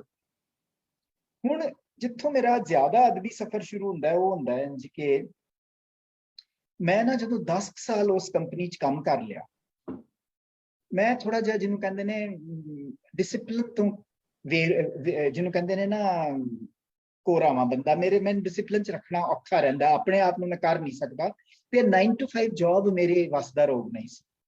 ਮੈਂ 10 ਸਾਲਾਂ ਦੀ ਨੌਕਰੀ ਦੇ ਬਾਅਦ ਨਾ ਇੱਕ ਛੋਟਾ ਜਿਹਾ ਹਿਸਾਬ ਕਿਤਾਬ ਲਾਇਆ ਵੀ ਮੈਂ ਹੁਣ ਇੰਨਾ ਕੁ ਪੈਸਾ ਕਮਾ ਲਿਆ। ਉਹਨਾਂ ਦਿਨਾਂ 'ਚ ਨਾ 10,000 ਇੰਡੀਅਨ ਰੁਪਏ ਜਿਹੜੇ ਪਾਕਿਸਤਾਨੀ 20 ਦੇ ਬਰਾਬਰ ਨੇ, ਬਹੁਤ ਵੱਡੀ ਰਕਮ ਹੁੰਦੀ ਸੀ। ਅੱਜ ਕੱਲ ਤਾਂ ਕੁਝ ਵੀ ਨਹੀਂ ਰਹੀ। ਮੈਂ ਹਿਸਾਬ ਲਾਇਆ ਕਿ ਜੇ 10,000 ਰੁਪਇਆ ਮੈਂ ਕੋਈ ਵਸੀਲਾ ਬਣਾ ਲਵਾਂ ਕਮਾਉਣ ਦਾ ਤੇ ਮੈਂ ਨੌਕਰੀ ਛੱਡ ਦੇਣੀ ਹੈ। ਉਹਨਾਂ ਦਿਨਾਂ 'ਚ ਇੰਟਰਨੈਟ ਵੀ ਸ਼ੁਰੂ ਹੋ ਰਿਹਾ ਸੀ, ਟਰਾਂਸਲੇਸ਼ਨ ਦੇ ਜੌਬ ਮਿਲ ਰਹੇ ਸੀ ਤੇ ਮੈਨੂੰ ਇਹ ਹੋ ਗਿਆ ਕਿ 10,000 ਤੇ ਮੈਂ ਕਮਾ ਸਕਦਾ। ਮੈਂ ਕੰਮ ਨੂੰ ਇੱਕ ਦੁਲੱਤੀ ਝਾੜੀ ਤੇ ਨਿਕਲ ਗਿਆ ਬਾਹਰ। 92 ਤੋਂ ਬਾਅਦ ਮੈਂ ਕਦੀ ਵੀ ਕੋਈ 9 to 5 ਜੌਬ ਨਹੀਂ ਕੀਤੀ। ਵਾਹ, ਉਸ ਤੋਂ ਬਾਅਦ ਫਿਰ ਮੈਂ ਇੰਟਰਨੈਟ ਰਾਹੀਂ ਤਰਜਮਿਆਂ ਦਾ ਕੰਮ ਕੀਤਾ। ਉਹ ਤਰਜਮੇ ਜਿਹੜੇ ਨੇ ਕੋਈ ਅਦਬੀ ਤਰਜਮੇ ਨਹੀਂ ਸਨ, ਉਹ ਤੇ ਜਿਹਨੂੰ ਕਹਿੰਦੇ ਨੇ ਰੋਜ਼ੀ ਰੋਟੀ ਵਾਲੇ ਹੁੰਦੇ ਸੀ ਨਾ, ਉਹ ਤੇ ਹੁੰਦਾ ਸੀ ਕਿ ਕੋਈ ਲੰਡਨ ਬੈਠੇ NHS ਵਾਲਿਆਂ ਦਾ ਕੋਈ ਪੈਂਫਲੇਟ ਤਰਜਮਾ ਕਰ ਦਿੱਤਾ ਪੰਜਾਬੀ ਚ, ਪਰ ਉਹਦੇ ਨਾਲ ਹੁੰਦਾ ਸੀ ਕਿ ਤੁਹਾਡਾ ਖਾਣਾ ਪੀਣਾ ਤਾਂ ਚੱਲ ਰਿਹਾ ਨਾ। ਹਾਂਜੀ, ਹਾਂ, ਉਹਦੇ ਚ ਪਰ ਉਹਦੇ ਚ ਤਾਂ ਮੈਨੂੰ ਵਕਤ ਮਿਲਣ ਲੱਗ ਪਿਆ। ਇਹਨੇ ਨੂੰ ਕੀ ਹੋਇਆ ਕਿ ਮੈਂ ਕਿਉਂਕਿ ਇੰਨੇ ਸਾਲ ਰੂਸ ਰਿਹਾ ਹੋਇਆ ਸਾਂ, ਮੈਂ ਬਾਰ-ਬਾਰ ਜਾਂਦਾ ਰਿਹਾ, ਤੇ ਤੁਹਾਨੂੰ ਇੱਥੇ ਸਾਰਿਆਂ ਨੂੰ ਪਤਾ ਹੀ ਹੈ ਕਿ 1992 ਚ ਸੋਵੀਅਤ ਯੂਨੀਅਨ ਟੁੱਟ ਗਿਆ ਸੀ। ਤੇ ਜਿਹੜੀ ਮਤਲਬ ਸਾਡੀ ਸਾਰੇ ਮੁਲਕਾਂ ਦੀ ਜਿਹਨੂੰ ਕਹਿੰਦੇ ਨੇ ਦੁਨੀਆ ਦੀ ਜਿਹੜੀ ਤਾਰੀਖ ਹੈ ਉਹਦੇ ਚ ਦੇਖਿਆ ਜਾਏ ਤੇ ਉਹ ਬੜੀ ਵੱਡੀ ਘਟਨਾ ਸੀ। ਤੇ ਜਿਹੜਾ ਮੇਰਾ ਐਡੀਟਰ ਸੀ ਯੂਸੀ, ਜਿਹੜਾ ਨਵਾਂ ਜ਼ਮਾਨਾ, ਮੇਰੇ ਫਾਦਰ ਜਿਹੜੇ ਪਰਚੇ ਨੂੰ ਚਲਾਉਂਦੇ ਸੀ, ਉਹਦਾ ਨਾਮ ਨਵਾਂ ਜ਼ਮਾਨਾ ਹੈ। ਉਹਦਾ ਜਿਹੜਾ ਸੰਡੇ ਇਸ਼ੂ ਸੀ ਉਹ ਅਦਬੀ ਇਸ਼ੂ ਸੀ, ਤੇ ਉਹਦਾ ਐਡੀਟਰ ਇੱਕ ਵੱਖਰਾ ਬੰਦਾ ਹੈ, ਬਲਬੀਰ ਪਰਵਾਨਾ, ਉਹ ਵੀ ਪੰਜਾਬੀ ਦਾ ਬੜਾ ਵੱਡਾ ਅਫਸਾਨਾ ਨਿਗਾਰ ਹੈ। ਉਹਨੇ ਮੈਨੂੰ ਕਿਹਾ ਕਿ ਦੇਖੋ ਤੁਸੀਂ ਬਾਰ-ਬਾਰ ਮਾਸਕੋ ਜਾਂਦੇ ਹੋ। ਜਾਂਦਾ ਮੈਂ ਇਸ ਲਈ ਵੀ ਰਹਿੰਦਾ ਸਾਂ, ਮੈਂ ਨੌਕਰੀ ਤੇ ਛੱਡ ਦਿੱਤੀ ਸੀ, ਪਰ ਦੋਸਤ ਯਾਰ ਬੜੇ ਸਨ ਤੇ ਮੈਂ 2-3 ਸਾਲ ਬਾਅਦ ਚੱਕਰ ਮਾਰਦਾ ਸੀ। ਠੀਕ। ਉਹਨੇ ਮੈਨੂੰ ਕਿਹਾ ਤੁਸੀਂ ਨਾ ਆਪਣੇ ਕੁਝ ਜਿਹਨੂੰ ਕਹਿੰਦੇ ਨੇ ਲਿਖਣਾ ਸ਼ੁਰੂ ਕਰੋ, ਜੋ ਤੁਸੀਂ ਵੇਖ ਕੇ ਆਉਂਦੇ ਹੋ। ਉਹ ਚੋਂ ਕੀ ਹੋਇਆ ਕਿ ਮੈਨੂੰ ਲੱਗਾ ਕਿ ਅਸਲ 'ਚ ਬੜੇ ਸਾਰੇ ਲੋਕ ਇਹ ਵੀ ਪੁੱਛਦੇ ਨੇ ਕਿ ਸੋਵੀਅਤ ਯੂਨੀਅਨ ਟੁੱਟਿਆ ਕਿਉਂ ਐਡਾ। ਯੂਸੀ ਉਸ ਜ਼ਮਾਨੇ 'ਚ ਤੁਹਾਨੂੰ ਤੇ ਚੇਤੇ ਹੈ ਕਿ ਅਮਰੀਕਾ ਤੇ ਸੋਵੀਅਤ ਯੂਨੀਅਨ ਦੋ ਵੱਡੀਆਂ ਤਾਕਤਾਂ ਹੁੰਦੀਆਂ ਸਨ। ਪਾਵਰ ਦੋ ਹੀ ਸਨ। ਤਾਕਤ ਇੰਜ ਢਹਿ ਢੇਰੀ ਹੋ ਜਾਏ ਇਹ ਕਿਸੇ ਨੂੰ ਸਮਝ ਨਹੀਂ ਸੀ ਪੈਂਦੀ, ਉਹ ਵੀ ਰਾਤੋਂ ਰਾਤ। ਔਰ ਹੁਣ ਉਸ ਗੱਲ ਵੱਲ ਤੇ ਮੈਂ ਨਹੀਂ ਜਾਵਾਂਗਾ, ਪਰ ਉਹਦੇ ਚੋਂ ਕੀ ਸੀ ਕਿ ਮੈਂ ਆਪਣੇ ਇੱਕ ਕਿਸਮ ਨਾਲ ਮੈਂ ਸਫ਼ਰਨਾਮਾ ਜਿਹੜਾ ਲਿਖਿਆ ਉਹ ਨਿਰੋਲ ਸਫ਼ਰਨਾਮਾ ਨਹੀਂ ਸੀ। ਉਹ ਸੀਗਾ ਕਿ ਕੁਝ ਮੈਂ ਦੇਖਦਾ ਸਾਂ, ਐਨਾਲਾਈਜ਼ ਕਰਦਾ ਸਾਂ ਆਪਣੀਆਂ ਯਾਦਾਂ ਦੇ ਬੇਸ ਤੇ ਕਿ ਕਿੱਥੇ ਕਿੱਥੇ ਪ੍ਰੋਬਲਮਸ ਆ ਰਹੀਆਂ ਸਨ। ਦੇਖੋ ਕੋਈ ਵੀ ਥਾਂ ਜਦੋਂ ਕੋਈ ਵਿਆਹ ਵੀ ਕਿਸੇ ਦਾ ਟੁੱਟਦਾ ਹੈ ਨਾ, ਤੇ ਕਿਸੇ ਗੁਆਂਢੀ ਦੇ ਧੱਕਾ ਮਾਰਨ ਨਾਲ ਨਹੀਂ ਟੁੱਟਦਾ, ਘਰ ਦੇ ਅੰਦਰ ਕੁਝ ਚੱਲ ਰਿਹਾ ਹੁੰਦਾ ਤਾਂ ਟੁੱਟਦਾ। ਅੰਦਰ ਬਿਲਕੁਲ ਸਹੀ ਕਹਿ। ਸੋ ਉਹ ਮੈਂ ਕਿਉਂਕਿ ਅੰਦਰੋਂ ਵੇਖਿਆ ਹੋਇਆ ਸੀ, ਮੈਂ ਉਹਨੂੰ ਕਿਤਾਬ ਨੂੰ, ਉਹਦਾ ਕਿਤਾਬ ਦਾ ਨਾਮ ਹੈ ਬਾਤ ਇੱਕ ਬੀਤੇ ਦੀ। ਅੱਛਾ। ਉਹ ਕਿਤਾਬ ਜਿਹੜੀ ਹੈ ਉਹ ਜੌਨਰ ਦੇ ਪੱਖੋਂ ਪਾਰਟਲੀ ਜਿਹਨੂੰ ਕਿਹਾ ਜਾ ਸਕਦਾ ਹੈ ਮੈਮੋਆਰ ਹੈ, ਮੇਰੀਆਂ ਯਾਦਾਂ ਨੇ, ਕੁਝ ਪੋਲੀਟੀਕਲ ਐਨਾਲਿਸਿਸ ਹੈ। ਤੇ ਉਹ ਕਿਤਾਬ ਜਿਹੜੀ ਹੈ ਨਾ ਉਹ ਫਿਰ ਪਹਿਲਾਂ ਤੇ ਲੜੀਵਾਰ ਛਪੀ ਨਵਾਂ ਜ਼ਮਾਨਾ ਅਖਬਾਰ ਦੇ ਸੰਦੇਸ਼ ਵਿੱਚ। ਫਿਰ ਇਹ ਹੈ ਕਿ ਉਹ ਇੰਨੀ ਮਕਬੂਲ ਹੋਈ ਕਿ ਮੈਨੂੰ ਉਹਨਾਂ ਨੇ ਕਿਹਾ ਕਿ ਇਹਨੂੰ ਨਾ ਇਕੱਠਾ ਕਰਕੇ ਤੇ ਕਿਤਾਬ ਹੀ, ਦੇਖੋ ਅਖਬਾਰ ਜਿਹੜੀ ਹੁੰਦੀ ਹੈ ਨਾ ਇੰਝ ਹੁੰਦੀ ਹੈ ਵੀ ਜੋ ਛਪਦਾ ਉਹਦੇ ਵਿੱਚ ਅਖਬਾਰ ਜਿਹੜੀ ਹੈ ਚੰਗਾ ਤੇ ਲੋਕਾਂ ਨੂੰ ਲੱਗਦਾ, ਪਰ ਅਗਲੇ ਦਿਨ ਜਿਹੜੇ ਉਸੇ ਚ ਤਲੇ ਹੋਏ ਪਕੌੜੇ ਵੀ ਵੇਚੇ ਜਾਂਦੇ ਨੇ ਤੇ ਕੋਈ ਸਾਂਭ ਨਹੀਂ ਸਕਦਾ, ਕਿਤਾਬ ਛਪ ਰਹਿ ਜਾਂਦੀ। ਬਿਲਕੁਲ ਠੀਕ ਹੈ। ਉਹਨੂੰ ਕਿਤਾਬੀ ਸ਼ਕਲ ਦਿੱਤੀ ਗਈ 1999 ਵਿੱਚ। ਫਿਰ ਮੈਨੂੰ ਹੀ ਕਿਸੇ ਨੇ ਕਿਹਾ ਕਿ ਤੂੰ ਯਾਰ ਆਪ ਤੇ ਟ੍ਰਾਂਸਲੇਟ ਲੋਕਾਂ ਦੀ ਕੰਮ ਕਰਦਾ ਹੈ, ਇਹ ਕਿਤਾਬ ਜਿਹੜੀ ਇਹਦੇ ਵਾਈਡਰ ਆਡੀਅנס ਹੈ ਤੇ ਤੂੰ ਇਹਨੂੰ ਅੰਗਰੇਜ਼ੀ ਚ ਵੀ ਕਰ ਦਿਓ। ਫਿਰ ਮੈਂ ਅੰਗਰੇਜ਼ੀ ਚ ਵੀ ਕੀਤੀ ਤੇ ਉਹ ਮੇਰੀ ਇੱਕੋ ਹੀ ਕਿਤਾਬ ਹੈ ਜਿਹੜੀ ਅੰਗਰੇਜ਼ੀ ਚ ਵੀ ਹੈਗੀ ਹੈ। ਅੰਗਰੇਜ਼ੀ ਚ ਉਹਦਾ ਨਾਮ ਹੈ time to remember my years in Russia. So ਇਹ ਮੇਰੀ ਪਹਿਲੀ ਛਪਣ ਵਾਲੀ ਕਿਤਾਬ ਸੀ। ਮੀਨਵਾਈਲ ਕੀ ਹੈ ਕਿ ਜਿਸ ਪਿਛੋਕੜ ਤੋਂ ਮੈਂ ਆਇਆ ਵਾਂ, ਮੈਂ ਬਚਪਨ ਤੋਂ ਅਦਬੀ ਲੋਕਾਂ ਨਾਲ ਜੁੜਿਆ ਰਿਹਾ। ਮੇਰੇ ਘਰ ਆਉਂਦੇ ਸਨ, ਜਾਂਦੇ ਸਨ। ਮੈਂ ਪੰਜਾਬੀ ਦੇ ਜਿਹੜੇ ਮਤਲਬ ਮੈਂ ਤੇ ਬੱਚਾ ਹੁੰਦਾ ਸਾਂ। ਅਮ੍ਰਿਤਾ ਜੀ ਵੱਡੇ ਹੋਏ, ਮੈਂ ਅਮ੍ਰਿਤਾ ਪ੍ਰੀਤਮ ਜੀ ਨੂੰ ਜਾਣਦਾ ਸਾਂ ਆਪਣੀ ਮਾਂ ਦੀ ਸਹੇਲੀ ਦੇ ਤੌਰ ਤੇ। ਪਰ ਜਦੋਂ ਮੈਂ ਖੁਦ ਵੱਡਾ ਹੋ ਗਿਆ ਔਰ ਇਹ ਲੋਕ ਬਿਲਕੁਲ ਹੀ ਵਡੇਰੇ ਹੋ ਗਏ, ਤੇ ਮੈਨੂੰ ਖਿਆਲ ਆਇਆ ਕਿ ਮੇਰੇ ਕੋਲ ਇੱਕ ਬੜਾ ਵੱਡਾ ਐਡਵਾਂਟੇਜ ਹੈ। ਉਹ ਇਹ ਹੈ ਕਿ ਮੈਂ ਤੁਸੀਂ ਜਦੋਂ ਨਾ ਕਿਸੇ ਬੰਦੇ ਦੇ ਨਾਲ ਗੱਲ ਕਰਨ ਜਾਂਦੇ ਹੋ ਨਾ, ਤੇ ਤੁਹਾਡਾ ਇੱਕ ਆਪਸ ਚ ਵਕਫਾ ਜਿਹਾ ਇਸ ਲਈ ਰਹਿੰਦਾ ਹੈ ਕਿਉਂਕਿ ਤੁਸੀਂ ਉਹਦੇ ਵੱਲ ਬਹੁਤ ਉੱਚੇ ਹੋ ਕੇ ਵੇਖ ਰਹੇ ਹੋ ਕਿ ਉਹ ਬਹੁਤ ਉੱਚਾ ਹੈ, ਤੁਸੀਂ ਬੜੇ ਨੀਵੇਂ ਹੋ। It's a fact also. ਕਿੱਥੇ ਮੇਰੀ ਉਮਰ, ਮੈਂ ਤੇ ਕੋਈ ਲੇਖਕ ਵੀ ਵੱਡਾ ਨਹੀਂ ਸਾਂ ਉਸ ਵੇਲੇ ਮੰਨਿਆ ਜਾਂਦਾ, ਹੁਣ ਵੀ ਕੋਈ ਬਹੁਤਾ ਵੱਡਾ ਨਹੀਂ ਹੈ, ਪਰ ਫਿਰ ਵੀ ਮੇਰਾ ਥੋੜਾ ਬਹੁਤ ਨਾਂ ਹੈ। ਉਦੋਂ ਕੋਈ ਵੀ ਨਾਂ ਨਹੀਂ ਸੀ। ਪਰ ਮੇਰਾ ਐਡਵਾਂਟੇਜ ਇਹ ਸੀ ਕਿ ਜਿਨ੍ਹਾਂ ਲੋਕਾਂ ਨੂੰ ਮੈਂ ਬਚਪਨ ਤੋਂ ਮਿਲਿਆ ਹੋਇਆ ਸੀ, ਉਹਨਾਂ ਲੋਕਾਂ ਨੂੰ ਕਿਉਂਕਿ ਮੈਂ ਸਮਝ ਲਓ ਆਂਟੀਆਂ ਜਾਂ ਖਾਲਾ ਕਹਿ ਕੇ ਬੁਲਾਉਂਦਾ ਰਿਹਾ ਸਾਂ, ਗੱਲ ਕਰ ਸਕਦਾ ਸੀ। ਮਤਲਬ ਮੈਨੂੰ ਨਾ ਜਿਹੜੀ ਝਿਜਕ ਜੇ ਨਹੀਂ ਸੀਗੀ ਜਿਹੜੀ ਕਿ ਕਿਸੇ ਮੇਰੀ ਉਮਰ ਦੇ ਹੋਰ ਨੌਜਵਾਨ ਲੇਖਕ ਨੂੰ ਹੋਣੀ ਸੀ ਅਮ੍ਰਿਤਾ ਜੀ ਨਾਲ ਗੱਲ ਕਰਨ।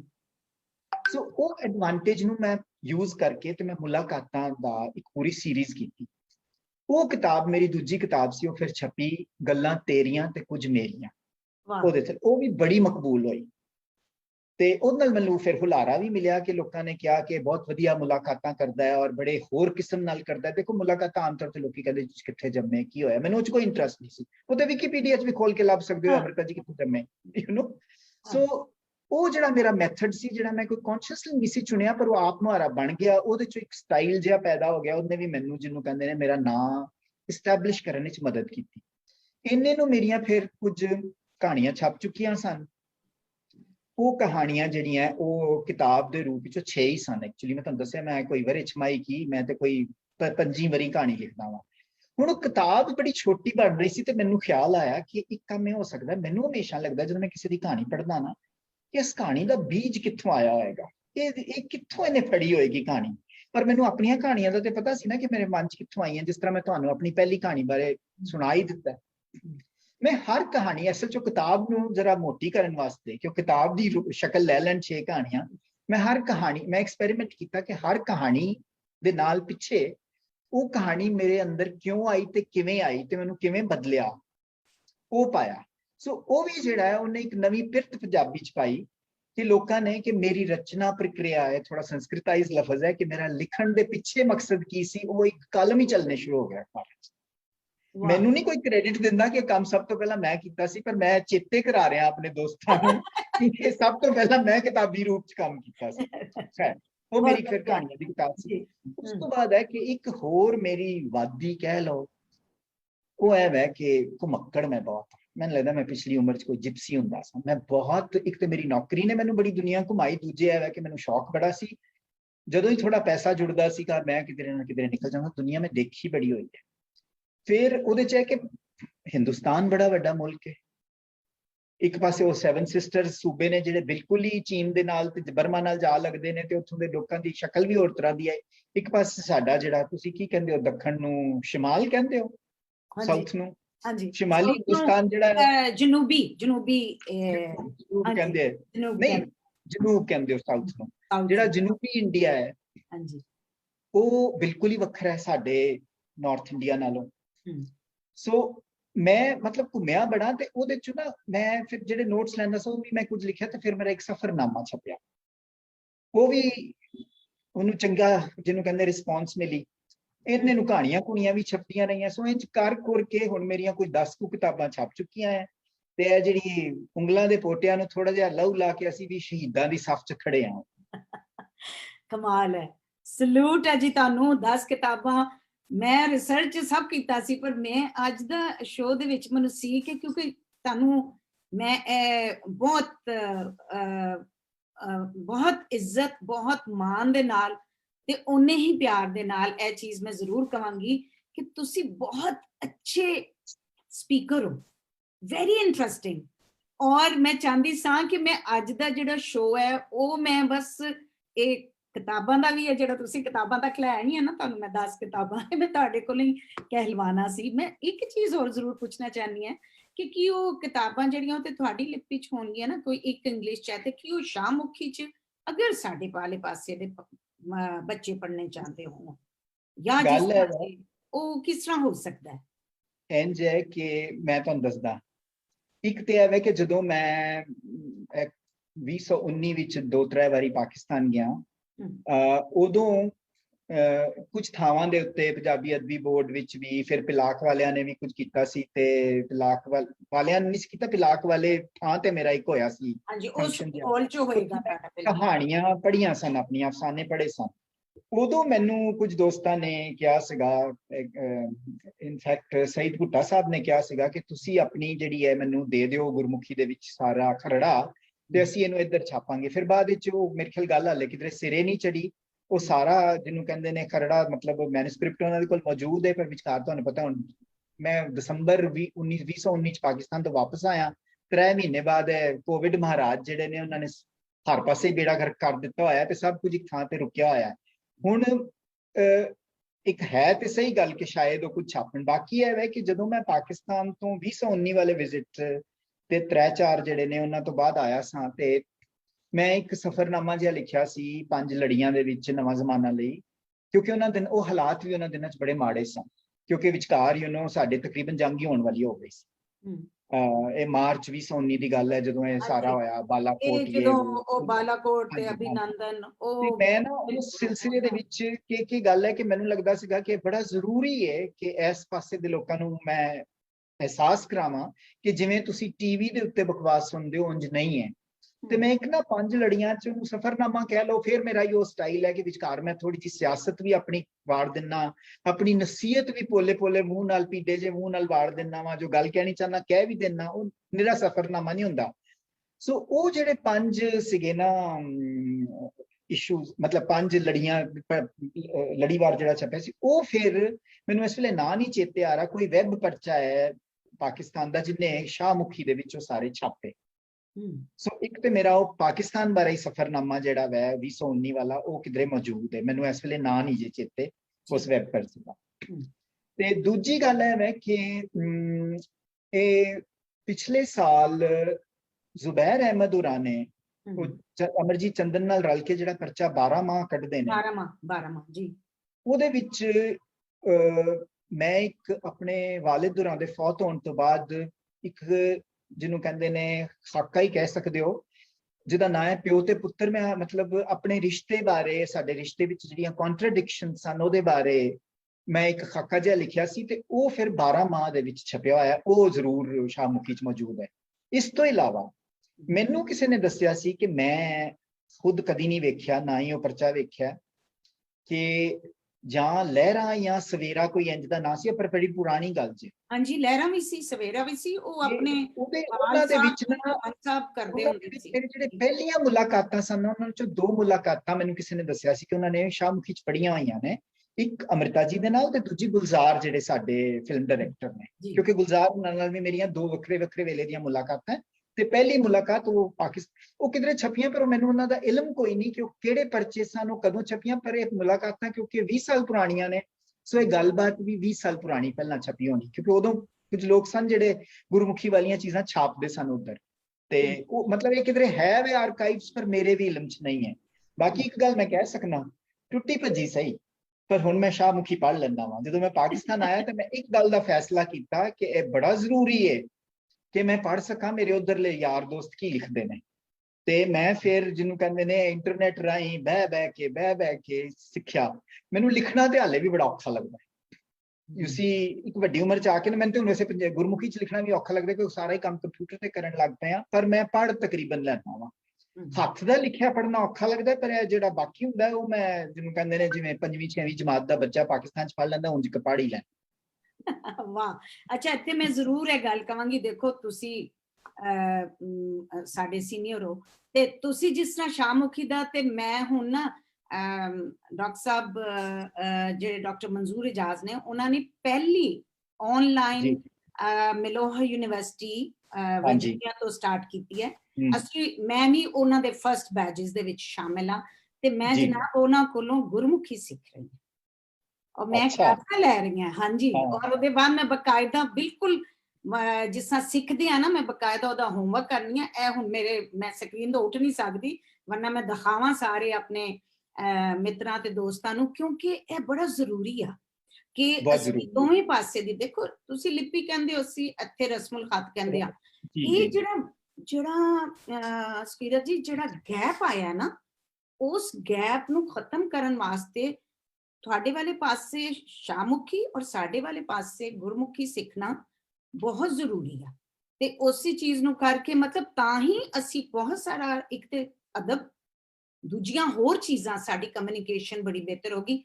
ਤੇ ਤੁਸੀਂ ਇਹਦੇ ਵਿੱਚ ਸਾਡੇ ਅਤੇ ਇੰਗਲੈਂਡ ਦੇ ਵਿੱਚ ਅਮਰਜੀਤ ਚੰਦਨ ਜੀ ਜਿਹੜੇ ਨੇ, ਉਹ ਬੜਾ ਕੰਮ ਕਰ ਰਹੇ ਆ। 12 ਮਾਹ ਜਿਸ ਤਰ੍ਹਾਂ ਜ਼ੁਬੈਰ ਸਾਹਿਬ ਕਿਤਾਬ ਤਰਿੰਜਣ ਵਾਲੇ ਮਿਲ ਕੇ ਉਹ ਕਰ ਰਹੇ ਨੇ, ਤੇ ਇਹ ਚੀਜ਼ ਜਿਹੜੀ ਹੈ ਬੜੀ ਵਧੀਆ। ਪਰ ਹੁਣ ਇੱਕ ਟਾਈਮ ਦੀ ਇੰਨੀ ਕੈਦ ਹੋ ਗਈ ਹੈ। ਉਹਦੇ ਨਾਲ ਤੁਹਾਨੂੰ ਮੈਂ ਦੱਸਦਾ, ਮੋਹਸਿਨ ਸਾਹਿਬ ਨੇ ਕਿਹਾ ਜੀ, ਸੁਕੀਰਤ ਜੀ ਤੁਸੀਂ ਸਾਡੇ ਵਾਲੇ ਜਲੰਧਰ ਦੇ ਹੋ, ਤੇ ਯਾਦਾਂ ਇਕੱਠੀਆਂ ਹੋ ਗਈਆਂ। ਓ ਮਾਈ ਗॉड, ਦੇਖੋ ਇਹ ਜੇ ਪਿਆਰ ਇੱਕ ਦੂਜੇ ਦੇ ਨਾਲ ਹੈ ਨਾ।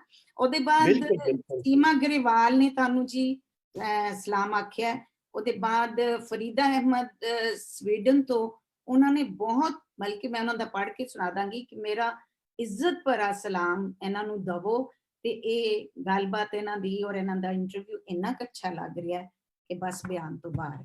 ਤੇ ਪਿਆਰ ਜਿੱਥੇ ਹੈ ਵੈ, ਤੇ ਤੁਸੀਂ ਜਿਹੜਾ ਪਾਕਿਸਤਾਨ ਦਾ ਵਿਜ਼ਿਟ ਕੀਤਾ ਸੀ, ਉਹ ਲੋਕੀ ਭੁੱਲ ਭੱਲ ਗਏ। ਲੇਕਿਨ ਹੁਣ ਕਿਉਂਕਿ ਤੁਸੀਂ ਸਾਡੇ ਕੋਲ ਬਗਲ ਮੇ ਖੁਦ ਬੈਠੇ ਹੋ, ਮੈਨੂੰ ਇਹ ਦੱਸੋ ਕਿ ਉਹ ਉਹ ਪ੍ਰੀਤ ਲੜੀ ਵਾਲਾ, ਉਹ ਗੁਰਬਖਸ਼ ਸਿੰਘ ਜੀਆਂ ਦਾ ਖਾਬ ਤੇ ਉਹ ਵੱਡੇ ਲੋਕ ਉਸੇ ਚੀਜ਼ ਨੂੰ ਰਿਵਾਈਵ ਕਰਨ ਵਾਸਤੇ ਉਹ ਉਸ ਹੱਦ ਤੱਕ ਤੇ ਨਹੀਂ ਕਰ ਸਕਦੇ ਜੋ ਉਹ ਸੀ। ਮਤਲਬ ਉਹਨਾਂ ਨੇ 36 39 40s ਦਾ, ਤੇ ਜਿਹੜਾ ਦਰੋਹ ਹੋ ਗਿਆ, ਇਹ ਇਧਰੋਂ ਮਾਰਾਮਾਰੀ ਹੋਈ, ਉਧਰੋਂ ਮਾਰਾਮਾਰੀ ਹੋਈ, ਔਰ ਕੁਝ ਗਲਤ ਫਹਿਮੀਆਂ ਔਰ ਹੋਇਆ।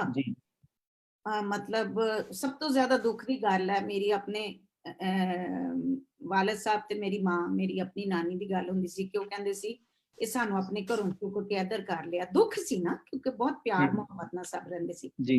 ਹੁਣ ਚਲੋ ਜੀ ਪਾਕਿਸਤਾਨ ਵੀ ਬਣ ਗਿਆ, ਉਹਦੇ ਆਪਣੇ ਆਪਣੇ ਮੁਲਕਾਂ 'ਚ ਬੈਠੇ ਆ, ਪਰ ਪਿਆਰ ਦੇ ਨਾਲ ਇਨਸਾਨਾਂ ਨੂੰ ਕਿਸ ਤਰ੍ਹਾਂ ਜੋੜਿਆ ਜਾ ਸਕਦਾ ਤੁਹਾਡੇ ਖਿਆਲ ਦੇ ਮੁਤਾਬਿਕ? ਤੁਹਾਡਾ ਪੈਗਾਮ ਬੜਾ ਇੰਪੋਰਟੈਂਟ ਹੈ ਇਸ ਮਾਮਲੇ 'ਚ।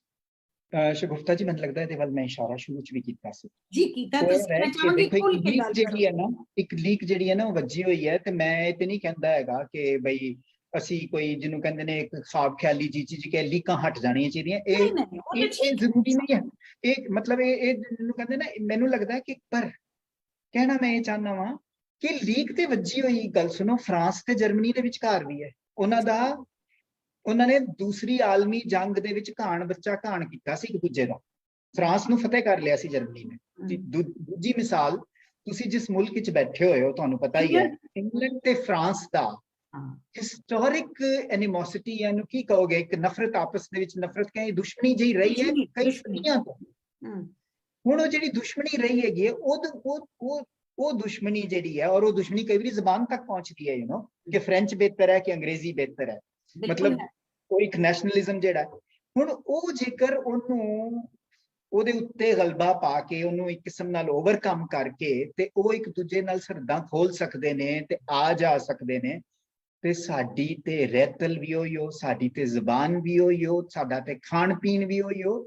ਅਸੀਂ ਕਿਉਂ ਨਹੀਂ ਕਰ ਸਕਦੇ ਕਿ ਅਸੀਂ ਘੱਟੋ ਘੱਟ ਇਹ ਕੋਸ਼ਿਸ਼ ਜਾਰੀ ਰੱਖੀਏ? ਦੇਖੋ, ਮੈਨੂੰ ਨਾ ਕੋਈ ਮੁਗਾਲਤਾ ਨਹੀਂ ਜੇ, ਦੋਵੇਂ ਪਾਸੇ ਕੁਝ ਐਸੇ ਅੰਸਰ ਔਰ ਐਸੀਆਂ ਤਾਕਤਾਂ ਬੈਠੀਆਂ ਹੋਈਆਂ ਨੇ ਦੋਨੋਂ ਪਾਸੇ, ਜਿਹੜਾ ਨਹੀਂ ਚਾਹੁੰਦੀਆਂ ਕਿ ਬਾਰਡਰ ਖੁੱਲੇ, ਪਰ ਕਿਉਂਕਿ ਉਹ ਬੈਠੀਆਂ ਹੋਈਆਂ, ਇਹਦਾ ਇਹ ਮਤਲਬ ਨਹੀਂ ਹੈ ਕਿ ਸਾਡੇ ਤੁਹਾਡੇ ਵਰਗੇ ਲੋਕ ਆਪਣੀਆਂ ਕੋਸ਼ਿਸ਼ਾਂ ਜਾਰੀ ਨਾ ਰੱਖਣ। ਇਹ ਇੱਕ ਗੱਲ ਹੈ। ਦੂਜੀ ਗੱਲ ਹੈ ਕਿ ਤੁਸੀਂ ਬਿਲਕੁਲ ਠੀਕ ਇਸ਼ਾਰਾ ਕੀਤਾ ਕਿ ਦੇਖੋ, ਇਨਸਾਨੀ ਫਿਤਰਤ ਇੰਜ ਦੀ ਹੈ ਕਿ ਜਦੋਂ ਜਨੂਨ ਸਿਰ ਤੇ ਸਵਾਰ ਹੁੰਦਾ ਨਾ, ਤੇ ਉਦੋਂ ਬੰਦੇ ਨੂੰ ਕੁਝ ਨਹੀਂ ਪਤਾ ਲੱਗਦਾ। ਤੁਸੀਂ ਤੇ ਵੰਡ ਦੀ ਗੱਲ ਕਰ ਰਹੇ ਹੋ ਨਾ, ਜੋ ਮਾਰ ਕੱਟ ਹੋਈ ਉਹ ਸਭ ਦੇ ਸਾਹਮਣੇ ਹੈ, ਪਰ ਘਰਾਂ ਦੇ ਵਿੱਚ ਵੀ ਜਦੋਂ ਜਾਇਦਾਦ ਪਿੱਛੇ ਲੜਾਈ ਹੁੰਦੀ ਨਾ, ਟੱਬਰਾਂ ਦੇ ਵਿੱਚ ਵੀ ਹੁੰਦਾ। ਤੁਸੀਂ ਇਹ ਇਨਸਾਨੀ ਫਿਤਰਤ ਹੈ ਕਿ ਅਸੀਂ ਜਦੋਂ ਮਤਲਬ ਸਾਡੇ ਕੋਲ, ਅਸੀਂ ਹਰ ਵਕਤ ਵੰਡੀਆਂ ਜੀਆਂ ਪਾਉਂਦੇ ਰਹਿੰਦੇ ਹਾਂ, ਪਰ ਦੂਜਾ ਪਾਸਾ ਇਹ ਵੀ ਹੈ ਕਿ ਜੇ ਇੰਜ ਦੀ ਫਿਤਰਤ ਵਾਲੇ ਲੋਕ ਹੁੰਦੇ ਨੇ, ਤੇ ਕੁਝ ਉਹ ਲੋਕ ਵੀ ਹੁੰਦੇ ਨੇ ਜਿਹੜੇ ਕਿ ਜੋੜਦੇ ਨੇ। ਜੇ ਅਸੀਂ ਆਪਣੇ ਆਪ ਨੂੰ ਜੋੜਨ ਵਾਲੇ ਮੰਨਦੇ ਹਾਂ, ਤੇ ਸਾਨੂੰ ਇਹ ਕੰਮ ਜਾਰੀ ਰੱਖਣਾ ਚਾਹੀਦਾ। ਦੂਜੀ, ਮੈਨੂੰ ਨਾ ਇੱਕ ਹੋਰ ਗੱਲ ਮੈਂ ਇੱਥੇ ਕਹਿਣੀ ਚਾਹਾਂਗਾ, ਖਾਸ ਕਰ ਮੁਖਾਤਬਾ ਮੈਂ ਨੌਜਵਾਨਾਂ ਵੱਲ, ਯੰਗਰ ਪੁਸ਼ਤਾਂ ਵੱਲ। ਗੱਲ ਹੈ ਕਿ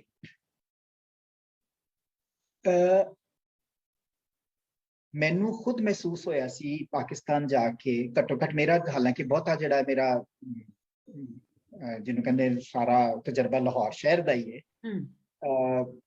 ਕਿ ਜਿਹੜਾ ਇਸ ਵੇਲੇ ਯੂਥ ਹੈ ਨਾ ਪਾਕਿਸਤਾਨੀ, ਉਹ ਚਾਹੁੰਦਾ ਹੈ ਕਿ ਸਾਡੀਆਂ ਸਰਹੱਦਾਂ ਖੁੱਲਣ। ਮਾਫ ਕਰਨਾ, ਇਹ ਗੱਲ ਮੈਂ ਅੱਜ ਕੱਲ ਇੱਧਰ ਵਾਲੇ ਪਾਸੇ ਬਾਰੇ ਨਹੀਂ ਕਹਿ ਸਕਦਾ। ਮੈਂ ਸਾਫ਼ ਕਹਿਣਾ ਵਾਂ ਕਿ ਅਸਲ ਚ ਹੈ ਕਿ ਸਾਡਾ ਕੋਈ ਪੁੱਠਾ ਜਿਹਾ ਗੇੜਾ ਵੱਜ ਗਿਆ। ਅਸੀਂ ਹੁੰਦੇ ਸਾਂ ਲਿਬਰਲ, ਅਸੀਂ ਸੋਚਦੇ ਹੁੰਦੇ ਸਾਂ ਕਿ ਤੁਸੀਂ ਲਿਬਰਲ ਨਹੀਂ ਹੋ। ਹੁਣ ਕੁਝ ਇੰਜ ਹੋ ਗਿਆ ਵੈ ਕਿ ਕੁਝ ਹਾਲਾਤ ਇੰਜ ਦੇ ਬਣੇ ਨੇ ਕਿ ਤੁਹਾਡੇ ਵਾਲੇ ਸ਼ਾਇਦ ਯੂਥ ਨੇ ਦੇਖ ਲਿਆ ਕਿ ਕਿੰਨਾ ਸਿਆਸਤਦਾਨ ਝੂਠ ਬੋਲ ਸਕਦੇ ਨੇ, ਤੇ ਕਿੰਨਾ ਜਿਹਨੂੰ ਕਹਿੰਦੇ ਫਰਕਾ ਫੈਲਾ ਸਕਦੇ ਨੇ, ਤੇ ਉਹ ਸਮਝ ਗਏ ਨੇ। ਸਾਡੇ ਵਾਲੇ ਕਿਉਂਕਿ ਪਹਿਲਾਂ ਮੰਨਦੇ ਰਹੇ ਕਿ ਸਾਰੇ ਬਰਾਬਰ ਹੁੰਦੇ ਨੇ, ਤੇ ਕਾਫੀ ਲਿਬਰਲ ਰਹੇ, ਤੇ ਹੁਣ ਮਤਲਬ ਉਹਨਾਂ ਦੇ ਵਿੱਚ ਕੁਝ ਭੈੜੇ ਲੋਕ ਵੀ ਹੁੰਦੇ ਸਨ, ਹੁਣ ਉਹਨਾਂ ਦਾ ਗਲਬਾ ਹੋ ਗਿਆ। ਪਰ ਕੋਈ ਵੀ ਦੌਰ ਆਉਂਦਾ ਹੈ, ਮੁੱਕ ਜਾਂਦਾ ਹੈ। ਮੈਨੂੰ ਲੱਗਦਾ ਹੈ ਕਿ ਨੌਜਵਾਨ ਜਿਹੜੇ ਨੇ ਨਾ, ਉਹ ਜਿਹੜੇ ਸਾਡਾ ਫਿਊਚਰ ਨੇ, ਉਹ ਇਸ ਗੱਲ ਤੇ ਜ਼ੋਰ ਦੇਣ ਜਿੱਥੇ ਵੀ ਬੈਠੇ ਹੋਏ ਨੇ, ਕਿ ਉਹ ਰਾਬਤਾ ਰੱਖਣ। ਔਰ ਸੋਸ਼ਲ ਮੀਡੀਆ ਇੱਕ ਬਹੁਤ ਵੱਡਾ ਜਿਹਨੂੰ ਕਹਿੰਦੇ ਨੇ ਜ਼ਰੀਆ ਹੈ, ਜਿਹਦੇ ਰਾਹੀਂ ਕਿ ਕੋਈ ਵੀ ਤਾਕਤ ਜਿਹੜੀ ਹੈ ਸਾਨੂੰ ਰੋਕ ਨਹੀਂ ਸਕਦੀ ਇੱਕ ਦੂਜੇ ਨਾਲ ਗੱਲਬਾਤ ਕਰਨ। ਅੱਜ ਤੁਸੀਂ ਤੇ ਮੈਂ ਵੀ ਤੇ ਬੈਠੇ ਹੋਏ ਆ ਨਾ, ਅੱਜ ਸਾਨੂੰ ਕਿੱਥੇ ਕਿੱਥੇ ਲੋਕੀ ਬੈਠੇ ਸੁਣ ਰਹੇ ਨੇ। ਸੋ ਅਸੀਂ ਆਪਣੀ ਗੱਲ ਕਰਨੀ ਜਾਰੀ ਰੱਖੀਏ, ਭਾਵੇਂ ਅਸੀਂ 60 ਪਿੰਡ ਦੀ ਚ ਬੈਠੇ ਹੋਈਏ, ਭਾਵੇਂ ਆਪਣੇ ਘਰ ਦੇ ਅੰਦਰ ਬੈਠੇ ਹੋਏ, ਭਾਵੇਂ ਆਪਣੇ ਘਰ ਦਾਵਤ ਦਿੱਤੀ ਹੋਈ ਜਿਸ ਕੋਈ ਸਿਰਫਿਰਾ ਜਿਹੜਾ ਵੈ ਦੂਜੇ ਫਿਰਕੇ ਜਾਂ ਦੂਜੇ ਮੁਲਕ ਬਾਰੇ ਗਲਤ ਗੱਲਾਂ ਕਰ ਰਿਹਾ, ਤੇ ਉਹਦੇ ਨਾਲ मैं नहीं कहता कि ਅਸੀਂ ਲੜਾਈਆਂ ਪਾਣੀਆਂ ਸ਼ੁਰੂ ਕਰੀਏ, ਪਰ ਘੱਟੋ ਘੱਟ ਤੇ ਦਿਮਾਗ ਦਾ ਜਾਲਾ ਲਾਉਣ ਦਾ ਕੰਮ ਹਰ ਵੇਲੇ ਜਾਰੀ। ਬਿਲਕੁਲ ਸਹੀ ਕਿਹਾ ਤੁਸੀਂ। ਇਹੀ ਮਕਸਦ ਵੀ ਹੈਗਾ। ਔਰ ਜਿਹੜੀ ਯੂਥ ਦੀ ਗੱਲ ਕਰ ਰਹੇ ਹੋ ਤੁਸੀਂ, ਅੱਗੇ ਫਿਊਚਰ 'ਚ ਅਸੀਂ ਇੱਕ ਕੋਸ਼ਿਸ਼ ਗਿਮੀ ਟੀਵੀ ਕਰਦਾ ਰਹਿੰਦਾ ਹੈ ਕਿ ਜਿਸ ਤਰ੍ਹਾਂ ਸਕੋਲਰਸ ਬੁਲਾਉਂਦੇ ਆ, ਅਸੀਂ ਇੰਟੈਲੈਕਚੁਅਲਸ ਬੁਲਾਉਂਦੇ ਆ, ਰਾਈਟਰਸ, ਪੋਇਟਸ, ਔਰ ਉਹਦੇ ਨਾਲ ਅਸੀਂ ਯੂਥ ਰਿਪਰੈਜ਼ੈਂਟੇਟਿਵ ਵੀ ਜਿਹੜੇ ਨੇ, ਅੱਗੇ ਮੈਂ ਇੱਕ ਹੋਰ ਪ੍ਰੋਗਰਾਮ ਵੀ ਪਲਾਨ ਕਰ ਰਹੀ ਹਾਂ ਕਿ ਆਪਣੇ ਲਾਹੌਰ ਵੱਲੋਂ ਇੱਕ ਬੱਚਾ ਆਏਗਾ ਔਰ ਉਧਰੋਂ ਆਪਣਾ ਇਧਰੋਂ ਚੰਡੀਗੜ੍ਹ ਵੱਲੋਂ ਇੱਕ ਬੱਚਾ ਆਇਆ, ਦੋਵਾਂ ਨੇ ਕੋਈ ਇੱਕ ਮੈਂ ਥੋੜਾ ਰੱਖਣਾ ਚਾਹੁੰਦੀ ਹਾਂ ਸੀਕ੍ਰੇਟ, ਕਿਉਂਕਿ ਹੁਣ ਜਦੋਂ ਹੋਏਗਾ ਬੜਾ ਚੰਗਾ ਆਈਡੀਆ, ਬੜਾ ਚੰਗਾ। ਉਹ ਤੁਸੀਂ ਦੇਖੋ ਕਿ ਉਹ ਬੱਚੇ ਜਿਹੜੇ ਕੰਮ ਕਰ ਰਹੇ ਨੇ ਨਾ, ਉਹ ਦੋਵੇਂ ਪਾਸੇ ਦੇ ਪੰਜਾਬਾਂ ਦੇ, ਉਹ ਜਦੋਂ ਇੱਕ ਪਲੇਟਫਾਰਮ ਤੇ ਬੈਠਣਗੇ, ਪਿਆਰ ਵੀ ਵਧੇਗਾ, ਗੱਲਬਾਤ ਵੀ ਵਧੇਗੀ, ਔਰ ਜਿਹੜੀਆਂ ਗਲਤ ਫਹਿਮੀਆਂ ਨੇ ਉਹ ਵੀ ਦੂਰ ਹੋਣਗੀਆਂ। ਤੇ ਬੜਾ ਮਜ਼ਾ ਆਇਆ ਜੀ ਸੁਕੀਰਤ ਜੀ, ਕਮਾਲ ਹੈ। ਇੱਕ ਆਖਰੀ ਇੰਨਾ ਮਜ਼ਾ ਆਇਆ, ਮੈਂ ਖਤਮ ਨਹੀਂ ਕਰਨਾ ਚਾਹੁੰਦੀ, ਮੈਂ ਹਲੇ ਵੀ ਅਗਲੇ 3 ਮਿੰਟ ਲਵਾਂਗੀ, ਕਿਉਂਕਿ ਮੇਰੇ ਜ਼ਿਹਨ 'ਚ ਹੈ ਕਿ ਤੁਸੀਂ ਦੇਖਣ ਦੇ ਵਿੱਚ ਤੇ ਤੁਸੀਂ ਤੇ ਸਰਦਾਰ ਹੋ ਤੇ ਤੁਸੀਂ ਸਿੰਘ ਨਹੀਂ ਲੱਗਦੇ, ਉੱਤੋਂ ਤੁਸੀਂ ਤੁਹਾਡੀ ਜਿਹੜੀ ਦਾੜੀ ਆ ਉਹ ਮੈਨੂੰ ਥੋੜਾ ਜਿਹਾ ਆਪਣੇ ਪਾਸੇ ਦੇ ਮੁਸਲਮਾਨਾਂ ਵਰਗੀ ਲੱਗਦੀ ਹੈ। ਜੇ ਮੈਂ ਪੁੱਛਣਾ ਚਾਹਾਂ ਕਿ ਸੁਕੀਰਤ ਜੀ ਦੀ ਸ਼ਨਾਖਤ ਕੀ ਆ, ਤੇ ਉਹ ਕੀ ਤੁਸੀਂ ਦੱਸੋਗੇ ਮੈਨੂੰ?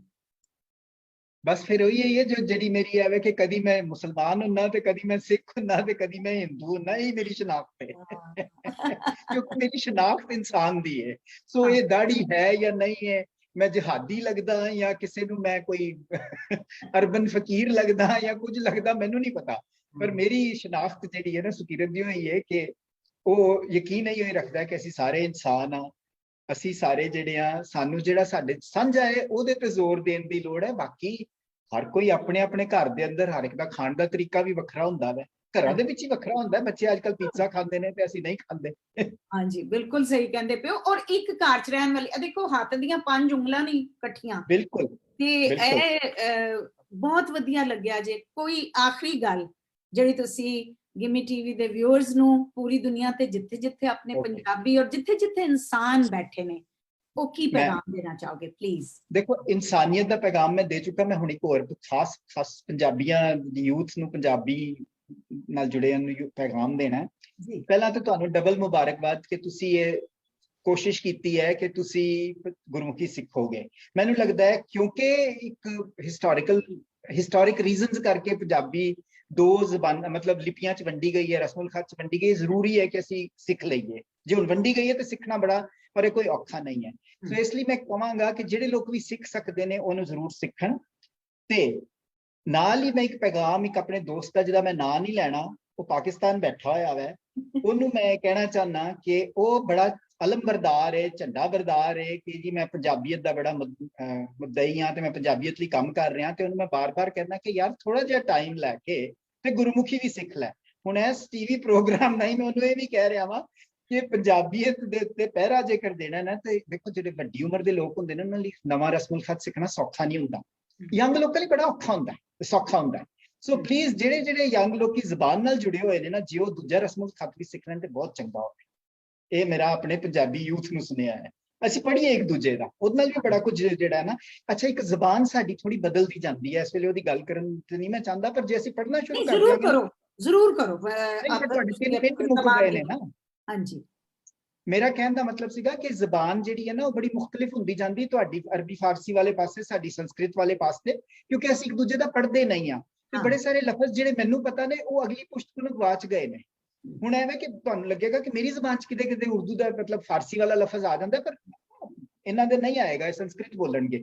ਇਸੇ ਤਰ੍ਹਾਂ ਤੁਹਾਡੀ ਜਿਹੜੀਆਂ ਨਵੀਆਂ ਪੁਸ਼ਤਾਂ ਹੈ ਉਹਨਾਂ ਨੂੰ ਕੁਝ ਪੁਰਾਣੇ ਲਫ਼ਜ਼ ਭੁੱਲ ਗਏ ਨੇ। ਸੋ ਜੇ ਅਸੀਂ ਪੜ੍ਹਨਾ ਸਿੱਖ ਜਾਵਾਂਗੇ ਨਾ ਇੱਕ ਦੂਜੇ ਦਾ ਰਸਮੁਲ ਖਤ, ਤੇ ਪੰਜਾਬੀ ਜ਼ਬਾਨ ਬੜੀ ਅਮੀਰ ਹੋ ਜਾਏਗੀ। ਅਸੀਂ ਛੋਟਾ ਕਰ ਰਹੇ ਹਾਂ ਆਪਣੀ ਜ਼ਬਾਨ ਨੂੰ। ਬਸ ਜੀ, ਇਹ ਸਾਰਾ ਆਪਣੀ ਹਰ ਬੰਦਾ ਆਪਣੀ ਕੋਸ਼ਿਸ਼ ਕਰ ਰਿਹਾ, ਔਰ ਇਹ ਸਾਰੀਆਂ ਕੋਸ਼ਿਸ਼ਾਂ ਮਿਲ ਕੇ ਹੀ ਇੰਨੇ ਵਰਿਆਂ ਤੋਂ ਕੋਈ ਪੰਜਾਬੀ ਜ਼ਬਾਨ ਨੂੰ ਮੁਕਾ ਨਹੀਂ ਸਕਿਆ, ਤੇ ਇਹਨੇ ਮੁਕਣਾ ਵੀ ਨਹੀਂ ਹੈ।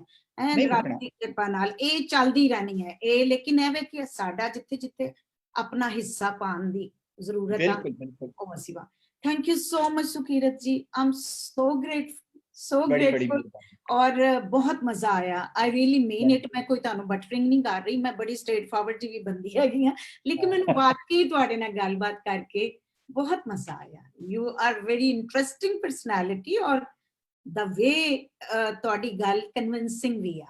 ਤੇ ਬਹੁਤ ਮਿਹਰਬਾਨੀ ਟਾਈਮ ਦੇਣ ਦਾ, એનર્ਜੀ ਦੇਣ ਦਾ ਔਰ ਦੋਵਾਂ ਪਾਸੇ ਦੇ ਯੂਥ ਨੂੰ ਤੇ ਪੁਰਾਣੇ ਲੋਕਾਂ ਨੂੰ ਸਾਂਝ ਕਰਨ ਦਾ। Thank you so much. ਫਿਰ ਮੁਲਾਕਾਤ ਹੋਏਗੀ। ਮੈਨੂੰ ਵੀ ਬੜਾ ਜੀ ਜਨਾਬੇ ਵਾਲੀ। ਤੇ ਇਹ ਸੀ ਸਾਡੀ ਗਿਮੀ ਟੀਵੀ ਯੂਕੇ ਦਾ ਅੱਜ ਦੀ ਪੰਜਾਬੀ ਬੈਠਕ। ਔਰ ਅਗਲੀ ਵਾਰੀ ਫਿਰ ਕੋਈ ਇੱਕ ਨਵੇਂ ਪ੍ਰਾਹੁਣੇ ਲੈ ਕੇ ਆਵਾਂਗੇ ਔਰ ਅਗਲੀ ਦਫਾ ਪ੍ਰਾਹੁਣਾ ਸਾਡੇ ਨਾਲ ਜੁੜਨਗੇ ਲਾਹੌਰ ਤੋਂ। ਇੰਤਜ਼ਾਰ ਕਰਨਾ ਪੋਸਟਰ ਦਾ ਵੀ ਔਰ ਇਹਦੇ ਨਾਲ ਨਾਲ ਸਬਸਕ੍ਰਾਈਬ ਕਰੋ ਗਿਮੀ ਟੀਵੀ ਯੂਕੇ ਗੂਗਲ ਕਰਕੇ YouTube ਤੇ ਔਰ ਆਪਣੀ ਰਾਏ ਵੀ ਜ਼ਰੂਰ ਦਿਓ। Thank you so much everyone. Love you all.